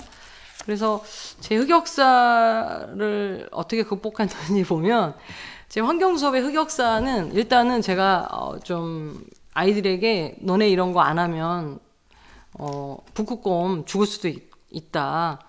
그리고 인류가 생존의 문제다. 이렇게 약간 공포심을 많이 조장했던 것 같아요. 그러고 나서 그 프로젝트 수업을 좀 너무 광범위하게 해서 온갖 환경 문제를 다 다뤄서 조사 숙제하고 발표 숙제와 유사한 수업을 했던 것 같아요. 뻔한 수업. 답이 뻔한 거. 뭐 아껴 써야 되고 전략해야 되고 이런 걸로. 그리고 또 너무 많은 환경 문제를 조사하니까 문제의식 정도만 갖게 했던 것 같아요. 그래서 한 주제라도 깊이 있게 탐구하면 환경 문제를 되게 내면화하고 깊게 생각할 것 같아요. 그리고 실천을 한 일주일 정도 하고 끝났어요. 그러니까 다시 일상으로 돌아가요. 환경 수업 했을 때는 안 했을 때랑 똑같아요. 근데 저는 환경 수업의 목표는 환경 책임 행동을 갖게 하는 일상이 변화되고 그게 행동으로 옮기는 거. 그게 필요하다고 생각이 들어요. 그게 환경 수업의 목표가 아닐까. 다른 수학이나 과학 수업처럼 한 차씩 그런 목표 도달해서 끝나는 게 아니라 행동으로 옮기는 것까지. 그러려면 장기적인 프로젝트가 돼야 된다는 거를 흑역사를 통해서 좀 깨달았어요. 그리고 마지막은 되게 결정적인 것 같아요. 제가 사실은 환경 수업을 하면서 그동안 환경 수업을 너무 많이 했는데도 불구하고 환경은 점점 더 나빠지고 있잖아요. 그래서 이걸 굳이 한다고 지구가 희망이 있을까? 에이, 계속 나빠지고 난 빨리 죽어야지. 이런 생각을 하면서 환경 교육 한다고 뭐가 달라지겠어? 라는 환경 교육의 필요성에 대한 절감을 제 스스로 못했던 것 같아요. 그냥 하나의 교육과정이 있으니까 해야지. 근데 하다 보니까 이거 한다고 돼? 라는 회의감 때문에 좀 진정성 있게 못했던 것 같아요. 이런 것들이 좀 극복이 되면서 제가 이제는 환경을 주제로 매년 이렇게 진행을 하고 있습니다. 특히 이 환경 수업의 전환점이 있어요. 그게 바로 작년인데요. 작년 얘기하기 전에 흑역사를 극복했던 첫 번째 프로젝트가 지구 특공대예요. 1년 동안 했어요. 좀 과하게 했죠. 극복하자마자 너무 신나가지고 이건 어떻게 했냐면 우리 학급 전체를 지구 특공대로 조직을 했어요. 그래서 제가 지구를 구하는 특공대장이었어요. 그리고 팀이 1대대, 2대대, 3대대 해서 팀 대장도 있고 그 대장들이 이 지구를 지키는 특공대 그런 프로젝트 매니저 활동을 했어요. 그래서 아이들이 어떻게 지구를 지킬지 계획을 세우고 그리고 관리도 하고 그다음에 일주일 동안의 어떤 중심 실천 과제도 만들고 이렇게 했었어요. 그래서 1년간 지구를 지키는 매뉴얼, 그다음에 매일 실천을 밴드에 올리고 그래서 아이들이 캐릭터가 성장하는 거예요. 실천을 막 100개 하면 캐릭터가 점점 성장하고 그 사이에 이제 텃밭을 가꿔서 협동조합도 운영을 하고 아나바나 장터를 열어서 무료로 물건을 주는 대신 환경 학교를 열어서 아이들에게 막 환경 교육을 시키고 서약서도 받게 하고, 그리고 친환경 제로 야영도 하고 환경 도시를 설계하고, 마지막으로는 지구를 구하는 마지막 열쇠를 찾는 걸로 끝났거든요. 그 열쇠는 바로 당신이라는 거였어요. 바로 당신. 그러니까 우리 인간이다. 이렇게 1년의 대서사를 가지고 지구 특공대 역할을 했었거든요. 이렇게 하니까 정말 아이들이 환경에 대한 것들이 일상적으로 실천을 했었던 것 같아요. 선생님, 저는 이제 자동적으로 그냥 나오면서 불 끄고요, 콘센트 빼고요, 그 다음에 양치컵 쓰고요, 이런 일상의 변화가 좀 생겼던 것 같아요. 그래서 환경교육은 좀 장기적으로, 그렇다고 수업 내내 할 수는 없고 장기 실천 과제는 수업 시간 아니더라도 할 수 있잖아요. 온라인 플랫폼을 가지고. 그렇게 좀 접근해야겠다는 거를 이때 실험적으로 좀 깨달았고요. 그리고 제가 절실하게 더 느낀 거는, 그 선생님들 다 알지만 그레타 툰베리의 영상을 보면서 작년에 아이들과 에코 어벤져스라는 그 수업을 하면서 절실히 느꼈어요. 그 툰베리가 이런 얘기를 했잖아요. 우리가 앞으로 존재하지 않을지도 모르는 미래를 위해 공부를 해야 하나요? 이 얘기를 하니까 정말 와, 환경과 기후 변화에 대한 수업은 정말 어떤 수업보다도 우리의 생존에 달린 문제구나. 이런 거는 정말 1년에 한 번, 그리고 꾸준히 꼭 해야겠다는 생각을 꼭 했었거든요. 그리고 이제 일침을 가했잖아요. 우리 세대는 여러분이 배신하고 있다는 걸 이해하기 시작했습니다. 그러면서 기성세대의 어떤 책임감을 많이 일깨워졌어요. 그래서 저도 되게 뜨끔했거든요. 연설 듣고. 그래서 교사로서 책임감을 느끼고 교사로서 할 수 있는 거는 환경교육을 진하게 프로젝트로 아이들과 좀 해야겠다, 이런 결심을 했습니다. 그래서 올해도 한 2번 정도 했었는데요. 그래서 구체적으로 그러면 환경교육을 어떻게 풀면 좋을지 좀 제안을 드리겠습니다. 그래서 기후위기 대응 수업에 족보가 있어요. 뭐 지구특공대, 에코 어벤져스, 뭐 여러 가지가 있는데요. 그 중에 에코 어벤져스 수업을 가지고 말씀드리겠습니다. 일단 기후위기 대응 수업 내용은 크게 4개로 흘러가는 것 같아요. 일단 생태 감수성, 자연의 어떤 생명의 소중함을 느끼고 우리가 같이 공존해야 된다라는 거. 이건 주로 이제는 시작하거나 아니면 저학년한테 많이 이렇게 접근하는 것 같아요. 그래서 프렌드십, 그냥 우리가 이용해야 하는 게 아니라 같이 살아가는 어떤 친구로서 그렇게 이제 접근을 하고, 2번째는 친환경인 생활인데, 그러기 위해서 우리가 이제 환경을 지키기 위해서 에너지, 채식, 동물권, 플라스틱, 일회용품, 쓰레기 분리수거, 이런 주제로 이제 실천하는 거. 그다음에 3번째로는 나만 하는 게 아니라 다른 사람도 동참할 수 있도록 호소하자, 이런 거. 그다음 4번째로는 정책을 제안하는 것까지도.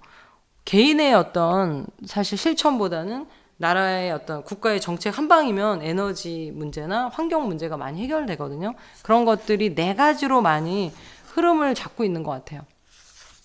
그래서 제가 이제 수업 설계할 때는 그런 내면화하고 행동하기 위해서 장기 프로젝트로 접근하자라고 제 나름대로 이렇게 생각을 하고 실제 거기에 동의하면서 이제 시작을 합니다. 그래서 한번 보면 어떻게 설계하는지 볼게요. 그래서 교육과정을 한번 훑어볼 건데 6학년 수업으로 했던 겁니다. 6학년 수업으로 했던 건데요. 앞에서 얘기한 것처럼 교육과정에서 보면 지구촌에 나타나는 환경 문제를 알아보는 게 있어요. 그러고 나서 우리가 실제 실천해 보기가 있어요. 그래서 이 실천 부분이 바로 우리가 프로젝트로 바꿀 수 있는 부분이죠. 그래서 실천 부분을 어떻게 바꿀지 고민하다가 교육과정을 통합하려고 봤더니 도덕과에 우리가 만드는 도덕 수업 단원이 있어요. 저는 이 도덕과에 우리가 만드는 도덕 수업을 프로젝트랑 항상 연결시켜요. 그러면 차시 확보도 되고 실제 우리가 만드는 도덕 수업을 진행할 수가 있거든요. 그래서 이렇게 그 도덕과 연계하고 그럼 어떻게 표현할 것인가. 그래서 아이들이 포스터도 만들고 그 다음에 그 발표하는 부분을 국어와 미술과 연결시켜서 이렇게 통합을 했습니다. 그래서 사회와 도덕을 내용적인 주제로 통합하고 미술과 국어로 결과물을 표현하는 걸 가지고 이제 통합을 했습니다. 제가 이렇게 계속 주제 표현 얘기하는 거는 2015 개정 교육과정으로 선생님들이 좀 쉽게 프로젝트를 좀 설계하라고 계속 강조하고 있습니다. 그래서 생태 전환 교육의 흐름을 저는 이렇게 생각했어요. 일단 알아야 되고, 근데 대충 아는 게 아니라 과학적인 근거를 가지고 제대로 알아야지만 지구의 위기가, 지구의 미래가 어떤지 아이들이 정확하게 알 수 있을 것 같아요. 저는 그래서 생태 전환 교육에서 그런 아는 부분에 대해서 많이 할애를 했어요. 그래서 영상도 많이 보고 조사도 많이 하게 해서 그런 어떤 심각성과 그런 위기라는 거에 어떤 과학적 근거를 많이 알게 했었던 것 같아요. 그리고 그걸 위해서 해결하기 위한 노력하는 사람들, 이런 것들 좀 알게 하고 있고요. 그래서 과연 난 무엇을 할 수 있을까 부분의 실천 부분, 그리고 나만 실천해서는 안 되니까 다른 사람에게 알리는 부분까지 보통 이게 수업을 이렇게 진행을 했었거든요. 근데 생태 수업을 하다 보니까 이거는 개인의 노력은 정말 아주 어떻게 보면은 미미하지만 되게 상징적일 수는 있는데, 그 마음이 모아져서 환경 정책으로 가야지만 크게 이제 해결할 수 있다라는 걸 저는 알았거든요. 그래서 선생님들이 환경 문제를 접근할 때 초등학교라도 그런 환경 정책을 제안하고 에너지 정책을 제안하는 것까지 다루는 게 좋을 것 같다는 제안을 드리고 싶습니다. 그래서 에코 어벤져스를 만들 때 저는 이제 초등학생들은 이제 프로젝트 수업을 너무 딱딱하게 하는 것보다 스토리가 있는 걸 많이 만들어요. 그래서 우리가 지구를 살리는 에코 어벤져스가 되기 위한 프로젝트다. 근데 에코 어벤져스가 되지 않으면 앞으로 지구는 앞에서 본 것처럼 생존의 위협까지 멸망할 수도 있다. 지금 북극곰의 문제뿐만 아니라 우리가 죽을 수도 있다. 우리가 더 이상 살 수 없는 거주 불능의 지구가 될 수 있다라고 이야기를 이제 공감을 하고 이제 에코 어벤져스에 가입을 합니다. 되게 자발적으로 가입을 해요. 네. 그리고 아까 흑역사에서 말한 것처럼 그 환경 주제가 되게 많은데 한 주제를 깊이 있게 하는 게 되게 중요해요. 그래서 거기 보면 뭐 토양 문제도 있고 대기 문제도 있고 되게 많거든요. 그 중에 저는 지구 온난화 한 놈만 팼어요. 그래서 한 놈만 지구 온난화 하나만 계속 강조했어. 그러니까 그 하나만 깊이 있게 해도 환경 문제의 아이들이 충분히 이해하고 실천할 수 있게 되는 것 같아요. 그래서 어떤 선생님들 보면 플라스틱 문제 하나만 해요. 충분해요. 교과서는 하나의 예시예요. 환경 문제를 다 다루라고 예시는 나와 있지만 그걸 다 다룰 필요 없어요. 어떤 분은 에너지만, 어떤 분은 일회용품만, 어떤 분은 쓰레기만. 해서 한 주제로 프로젝트를 진행하는 게 좋아요. 혹 어떤 분은 다 여러 가지 중에 아이들이 선택하게 하면 좋지 않을까요? 그것도 괜찮긴 한데 한 주제를 한 반이 집중적으로 이렇게 다양한 관점으로 실천도 하고 홍보도 해보는 것도 해보는 게 훨씬 더 효율적일 것 같다는 생각도 듭니다. 그래서 학습 과정을 설계를 했는데 이렇게 설계를 했습니다. 일단은 배경 지식으로 지구 환경 문제를 쭉 훑어보고 그 다음에 어떤 심각성을 느끼는 것들, 그 다음에 두 번째는 지구 특공대에 가입하고 지구를 지키는 매뉴얼을 아이들에게 만들기로 했어요. 이게 어떻게 보면 환경에 관련된 어떤 개념이나 이런 배경 지식이 좀 깊어지는 거죠. 그리고 나서 제가 이제 담임이 아니었고 교과였어요. 그래서 담임이라면 한 1년을 했을 텐데요. 교과에서 지구를 구하는 30일간의 착한 습관으로 실제 실천을 하게 했어요. 그리고 이거를 이제는 실천한 친구들은 너네는 이제 에코 어벤져스가 됐다라고 이렇게 이야기하면서 에코 어벤져스로 살아가기 위해서는 환경에 대한 홍보 혹은 정책을 제안해보자라고 이야기했고, 그리고 제가 이제는 그 프로젝트에서 어떤 실제성, 협력성을 만들기 위해서 외부 전문가와 협력을 얘기 많이 했잖아요. 그래서 환경운동을 한 25년간 했던 환경운동가와 줌에서 질의응답을 마지막으로 질의응답을 통해서 환경을 바라보는 어떤 관점을 좀 넓히고 심화했던 어떤 수업으로 좀 진행을 했습니다. 그리고 아이들이 열심히 했으니까 활동을 정리할 때는 자기가 어떻게 활동했는지 보고를 하고 열심히 한 에코 어벤져스에게는 시상식도 줬어요. 그리고 마지막으로 수업을 성찰했습니다. 그리고 제가 얘는 문제를 제시할 때 항상 영상을 많이 활용을 하거든요. 근데 이 영상 참 좋은 것 같아요. 제가 나중에 기회가 되면 공유를 하면 선생님이 쓰시면 좋은데, 어떻게 했냐면 2050년도에 지구가 거의 망한 그 지구에서 미래에서 나한테 편지를 보내는 거야. 너 그렇게 막 살지 마. 그러면 2050년도에 이렇게 지구 망해. 그러니까 지금 지구를 구할 수 있는 결정적인 시기니까 제발 지구를 지키기 위해서 노력 좀 해줘라는 거를 2050년의 미래에서 절박한 심정으로 편지를 보내는 영상을 제가 이제 도입 영상으로 좀 만들었습니다. 한번 1분 조금 넘거든요. 한번 영상 한번 보실까요?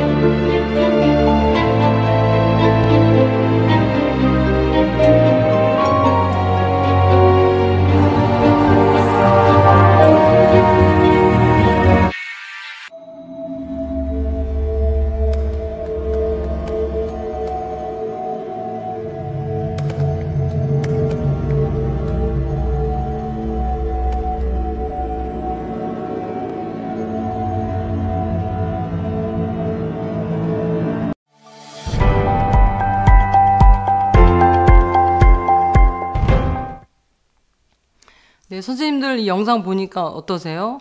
와, 정말 좀 끔찍하죠.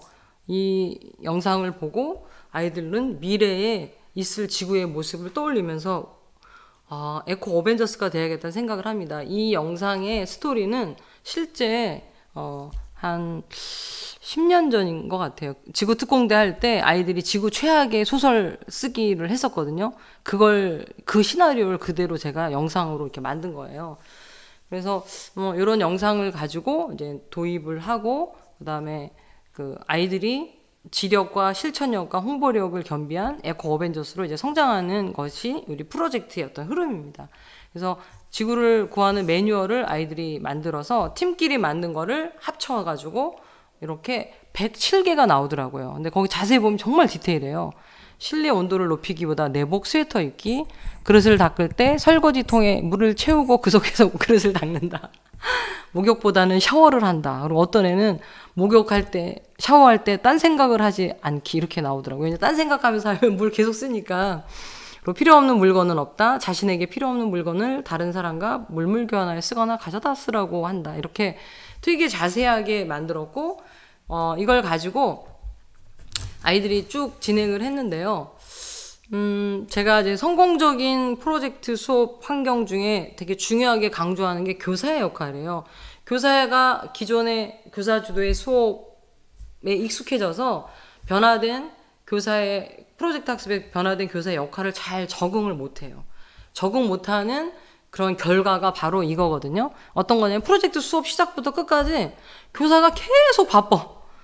처음 프로젝트 할 때는 그렇다 쳐. 근데 두 번째, 세 번째, 네 번째 할 때도 교사가 계속 바빠.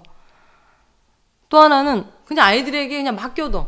그래도 결과물이 안 나와서 나중에는 막 교사가 이거 해라 저거 해라 막 시키면서 막 마무리해.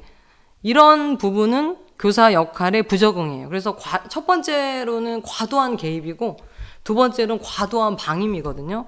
그러면 어떻게 프로젝트 학습에서 교사가 적절하게 역할을 할 것인가? 이 부분이 사실 수업 운영하면서 되게 중요한 부분인 것 같아요. 이 부분에 대해서 좀 말씀을 들으면 세 가지인 것 같아요. 그 중에 첫 번째는 허용적인 분위기를 조성하는 게 되게 필요해요. 그 아이들이 뭔가 학교 오면 정답병이 걸리잖아요. 뭔가 항상 정답을 말해야 될 것 같고, 정답이 아닌 거는 말 안 하게 되는데, 그렇게 애매한 것도 말할 수 있고, 고민한 거를 이야기할 수 있는 허용적 분위기를 조성을 해야 돼요.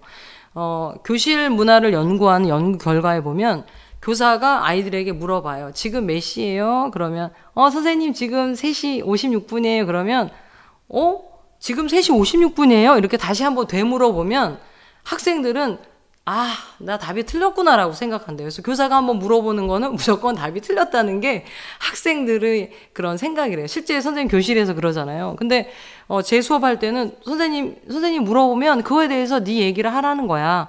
그리고 선생님이 너한테 그거 별로인 것 같은데 라고 얘기하면 너가 거기에 반박할 수도 있어.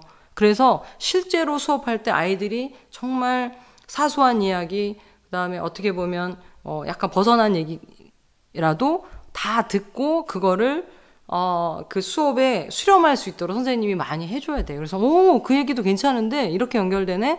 그래서 허용적인 분위기를 조성해야지만 학습자가 주도한 학습 환경이기 때문에 학생의 생각, 학생의 의견으로 수업이 이루어지잖아요. 그게 안 되면 수업이 이루어지지 않아요. 그런 허용적인 분위기를 교사가 만들어주는 게 되게 필요하다. 그래서 평소에 뭐 토의 토론도 많이 하고 아이들 생각으로 이제 수업을 많이 운영하시면 사실 프로젝트 수업 운영은 이렇게 어렵지 않지 않을까라는 생각이 들고요. 두 번째 되게 제가 강조하고 싶은 건데요. 프로젝트 수업하면 아이들이 알아서 하는 거야 라고 해서 교사는 페이드 아웃 하면 돼. 사라지면 돼 라고 하는데 이 페이드 아웃, 그러니까 교사가 사라지는 거는 어떻게 하면 적절하게 사라질까? 사라지는 게 목적이 아니거든요. 학습의 주도권을 행사할 수 있는 학습 과정 능력을 같이 길러주면서 서서히 페이드 아웃을 해야 돼요. 이 학습 과정 능력이라는 거는 스스로 주도하고 프로젝트를 관리하고 그다음에 의견을 소통하는 거, 이런 역량들을 얘기하거든요. 그래서 우리가 지식을 우리가 외우게 선생님이 막 가르치잖아요. 그런 것처럼 학습 과정 능력도 우리가 지식 가르치듯이 가르쳐야 돼요. 눈에 보이지는 않지만 그런 역량들을 어느 정도 가르치면서 해야 돼요. 그래서 우리 그 프로젝트의 학습의 목표 중에 하나인 역량을 개발하는 개발에 염두에 두고 학습 과정 능력도 선생님이 계속 염두에 두고 수업 운영하면서 계속 이야기를 해야 돼요. 되게 추상적인 것 같은데 말씀을 드려보면 교사가 페이드 아웃하는 방법 중에 대표적인 방법이 뭐냐면 질문이에요. 아이들이 어떤 의견을 했을 때 너 그 생각 왜 그렇게 했어? 근거를 한번 대봐. 그리고 뭔가 부족했어. 그러면 이거 보충 자료 한번 더 찾아볼래? 라고 아이들에게 계속 질문하고 그 문제에 대해서 어떻게 해결할 건지 가서 얘기를 해야 돼요. 그래서 프로젝트 학습은 아이들에게 그냥 던져주는 게 아니라 아이들이 선생님 계속 질문하고 피드백하는 그런 과정이 되게 중요한 부분이에요. 그래서 필요하다면 교사가 강의를 할 수도 있고 전문가와 연결시킬 수도 있어요. 그리고 학생들이 막 카오스 혼란 시기가 있어요. 그러면 이게 너무 뭘 결정할지 모르겠구나. 그럼 PMI 기법으로 이걸 한번 결정해 볼래? 혹은 뭘 할지 모르겠구나. 그럼 마인드맵으로 한번 너네 생각을 확장해가지고 주제를 한번 펼쳐볼까? 이렇게 사고하는 방법이나 전략을 의도적으로 프로젝트 초기에 교사가 가르쳐줘야 돼요. 너네 그거 왜 못 정했어 아직도? 빨리 하나 정해. 5분 남았어. 한 가지 정해. 이렇게 얘기하는 게 아니라 그 정하는 방법은 이런 방법이 있어. PMI로 장점, 단점, 그 다음에 매력적인 부분, 해결 방안 이런 걸 해서 가장 괜찮은 걸 한번 해봐. 그래서 사고하는 방식을 가르쳐 주면서 그게 어느 정도 되면 아이들이 스스로 할 수 있잖아요. 그러면 자연스럽게 페이드 아웃 되는 거예요. 옆에 그래프는 뭐냐면 한 학기 동안 프로젝트 수업을 하고 나서 교사의 개입 정도를 그래프로 나타난 거예요. 처음에는 교사의 개입이 엄청나죠. 어떻게 운영하는지서부터 그 다음에 어떻게 소통하는지 그리고 이거를 어떻게 수렴하고 결과 발표를 프레젠테이션을 어떻게 하는지까지 다 교사가 하나하나 터치를 했던 것 같아요.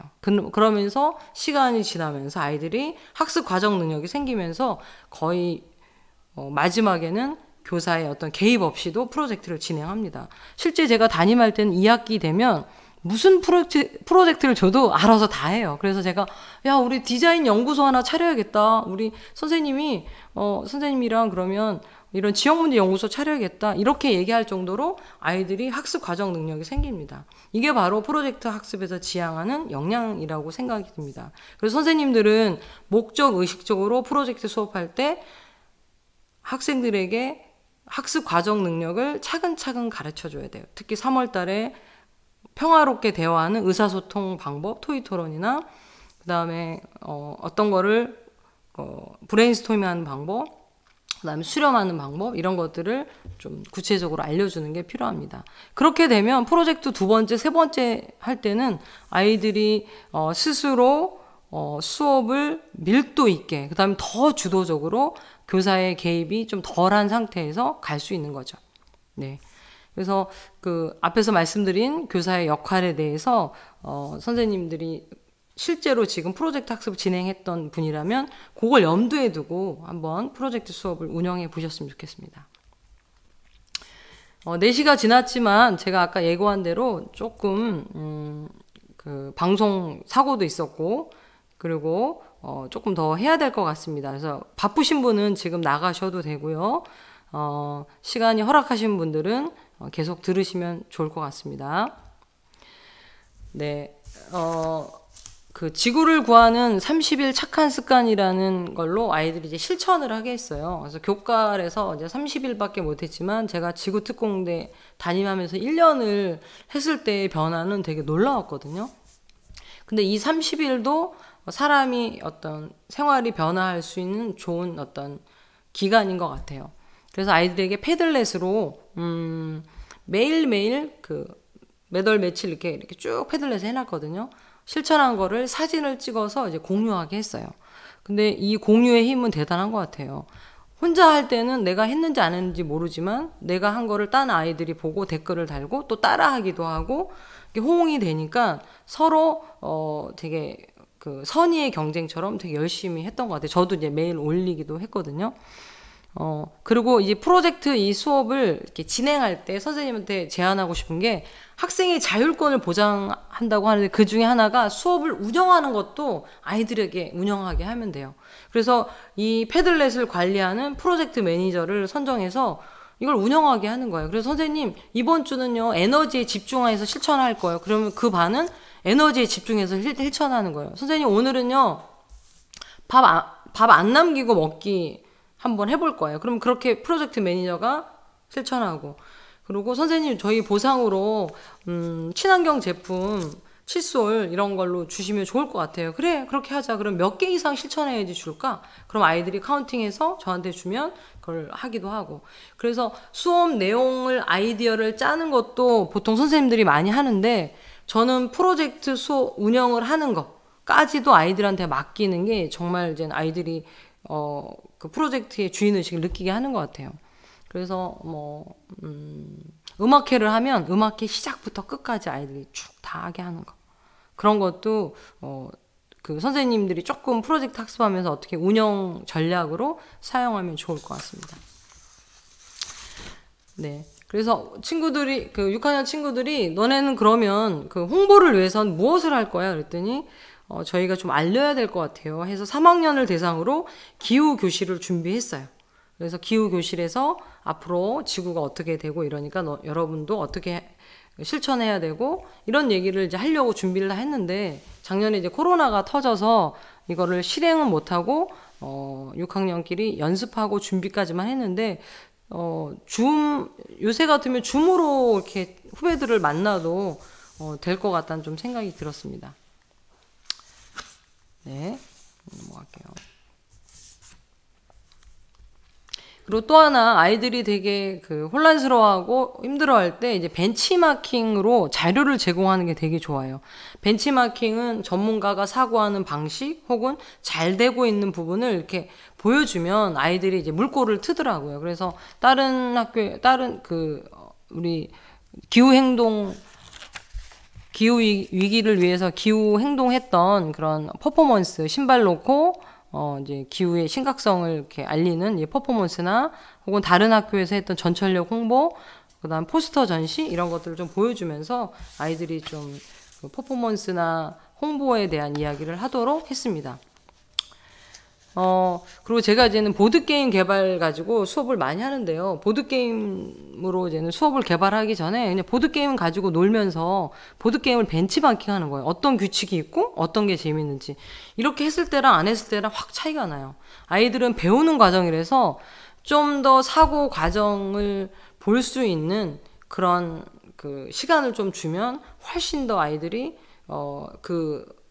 자기 아이디어를 담을 수 있는 것 같아요. 그래서 벤치마킹 하는 것들도 학습 과정 능력에서 생각하는 힘을 생각하는 전략을 제시할 수 있는 좋은 방법입니다.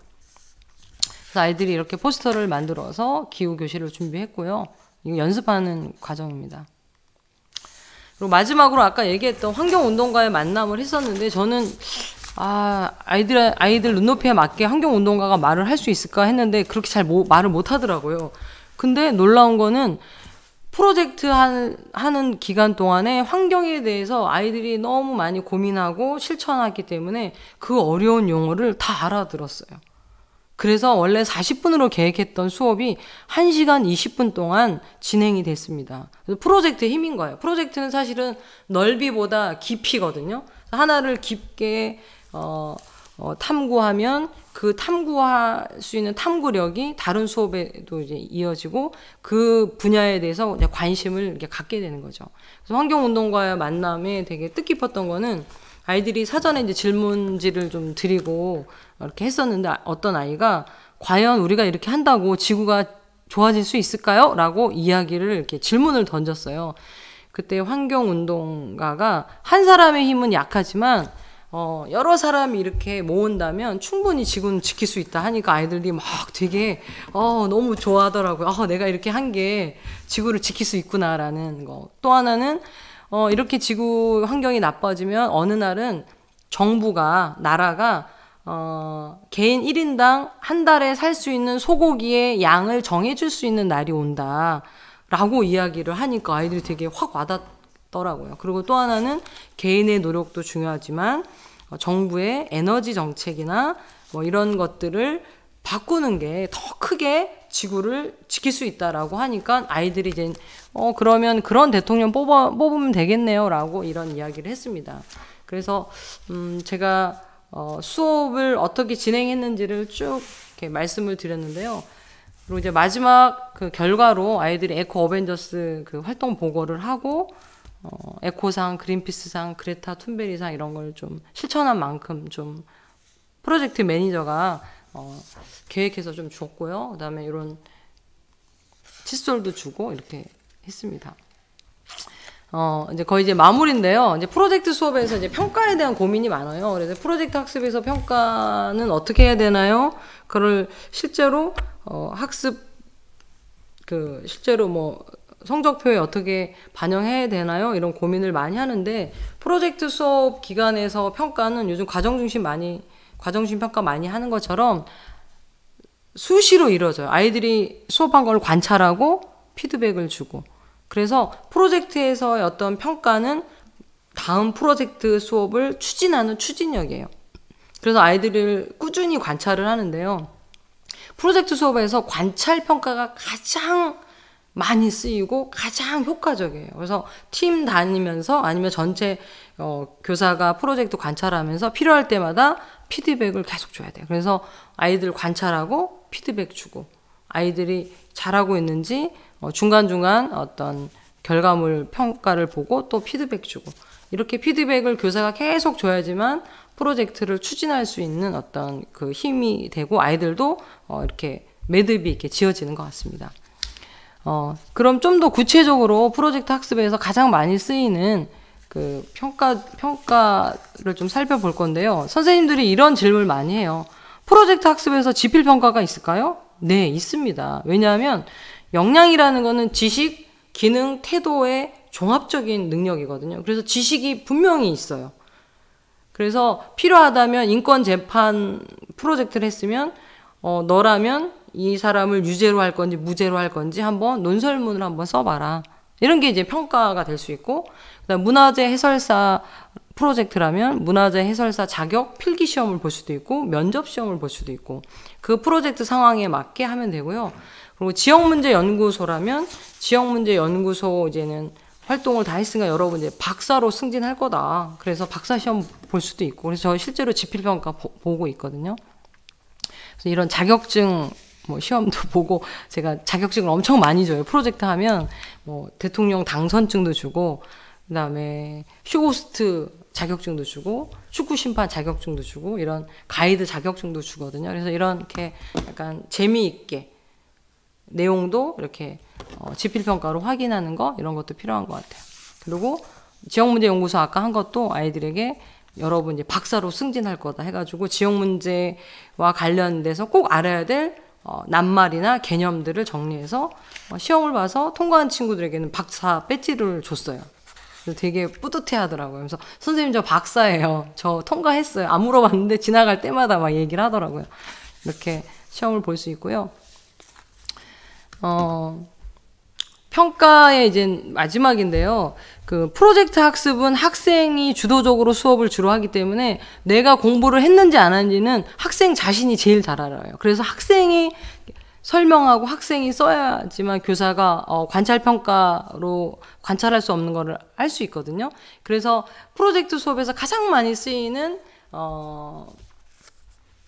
평가 방법 중에, 질적인 평가 방법 중에 하나가 성찰일기예요. 좀 어려운데 학습일기로 얘기해도 돼요. 이렇게 아이들이 자기가 어떻게 수업했는지 자기 평가도 하고, 가장 인상 깊었던 내용, 새로 알게 된 거, 앞으로 내 생활에서 어떻게 그러면 이걸 적용할 건지, 그리고 이제 동료 평가. 이 동료 평가 보면 깜짝 놀래. 얘가 이렇게 열심히 했단 말이야? 팀끼리 많이 싸웠구나. 이런 팀 다이나믹도 볼 수가 있거든요. 그래서 성찰일기는 그냥 편하게 아이들에게 학습일기야 라고 하고 한번 전체 과정을 돌아보면서 쓰는 거야 라고 얘기해서 프로젝트 학습이나 혹은 선생님이 야심차게 준비한 수업에서도 활용하면 되게 좋아요. 그래서 한번 보면 성찰일기에는 이런 게 들어갑니다. 그러니까 보통 이제 성찰일기를 쓰라 그러면 결과 발표한 것만 쓰거든요. 결과 발표해서 너무 막 떨렸다, 뿌듯했다. 그게 아니라 그 수업 시작부터 끝까지의 과정에서 내가 어떤 일을 했고, 내가 구체적으로 어떤 걸 제안했고, 내가 어떤 정보를 찾아서 활용했는지를 쓰게 합니다. 그리고 두 번째로는 뭐 에코 어벤져스 활동으로 새롭게 알게 된 게 뭐냐, 내가 뭘 배웠냐. 어떤 애는 많은 것을 알았다. 환경이 심각한지 알았다. 이렇게 구체적으로 안 쓰고 추상적으로 써요. 근데 추상적으로 쓰지 않고 자세하게 쓸 수 있도록 이야기를, 뭘 배웠는지 구체적으로. 그러려면 어떻게 해요?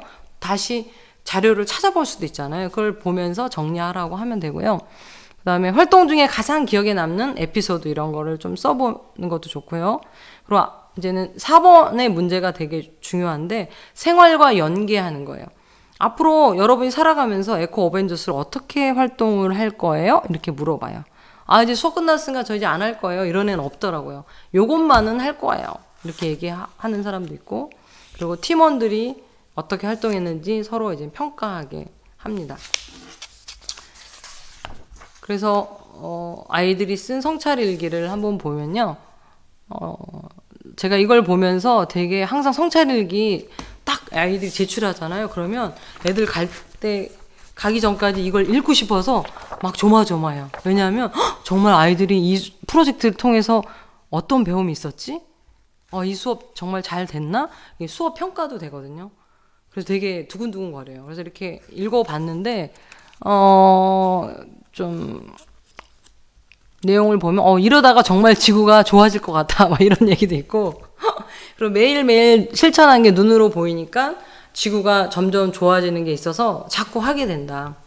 예전에는 환경 공부를 할 때 신경 썼다가 까먹었는데 지금은 자꾸 지구를 위하고 싶어진다. 그리고 국민이 노력하는 것보다 나라에서 에너지 정책을 잘 쓰는 게 더 한 방에 효과적이라고 한다.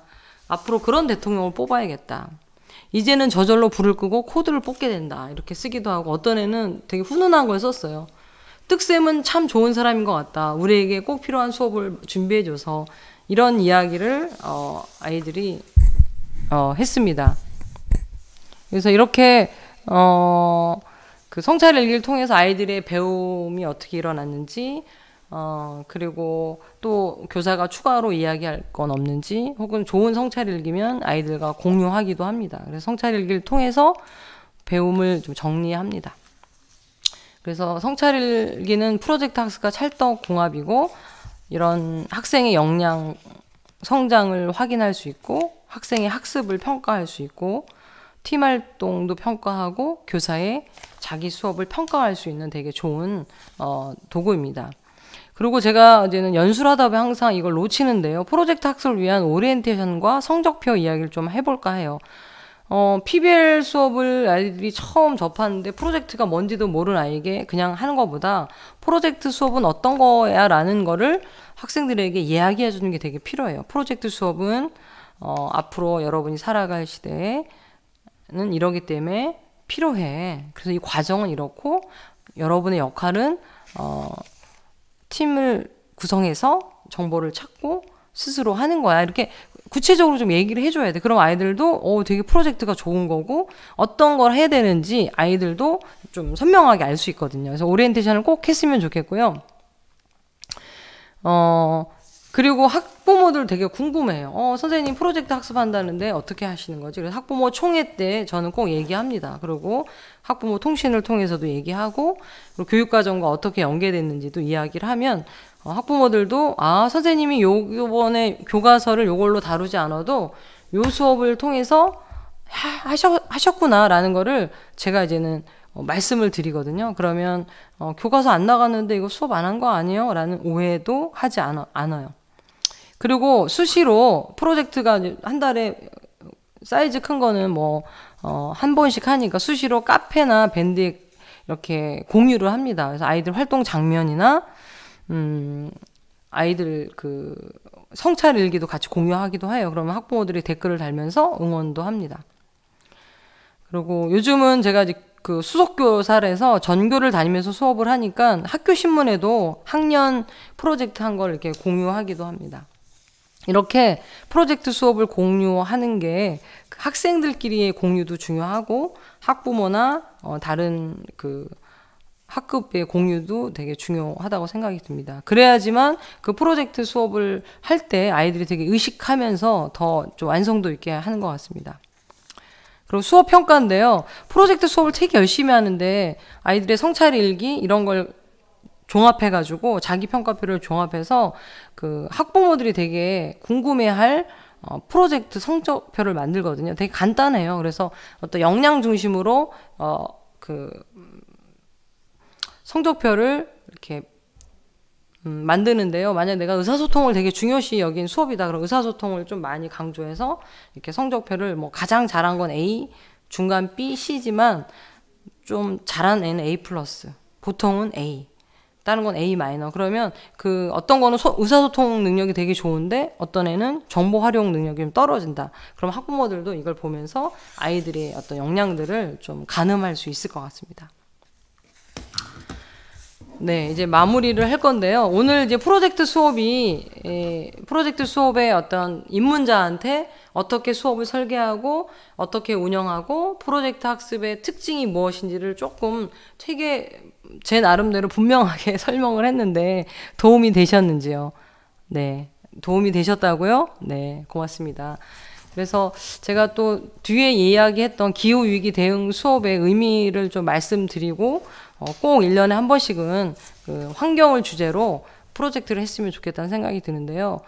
이 시를 보면 나 하나 꽃피어 풀밭이 달라지겠냐고 말하지 말아라. 내가 꽃피고 나도 꽃피면 결국 다른 방식으로 풀밭이 온통 꽃밭이 되는 거 아니겠느냐. 요 시를 보면서 환경 수업도 그런 것 같습니다. 내가 이걸 한다고 지구가 바뀌어지겠냐라고 하지만 아이들이 그 되게 깊게 경험한 프로젝트 수업에서 만난 환경 수업을 했던 학생들은 나중에 어른이 돼서도 지구를 위하고 지구를 위하는 사람, 지구를 위하는 정책을 내는 대통령도 뽑고 그런 사람이 되지 않을까라는 생각이 듭니다. 네, 되게 짧은 시간 안에 되게 많은 이야기를 했습니다. 선생님들한테 도움이 되셨길 바라고요. 프로젝트 학습으로 아이들과 재미있게 만나고 또 수업의 보람도 경험하는 그런 교사가 되길 바랍니다. 이상으로 프로젝트 수업 따라하기 연수를 마치겠습니다. 듣느라고 수고 많으셨습니다. 안녕.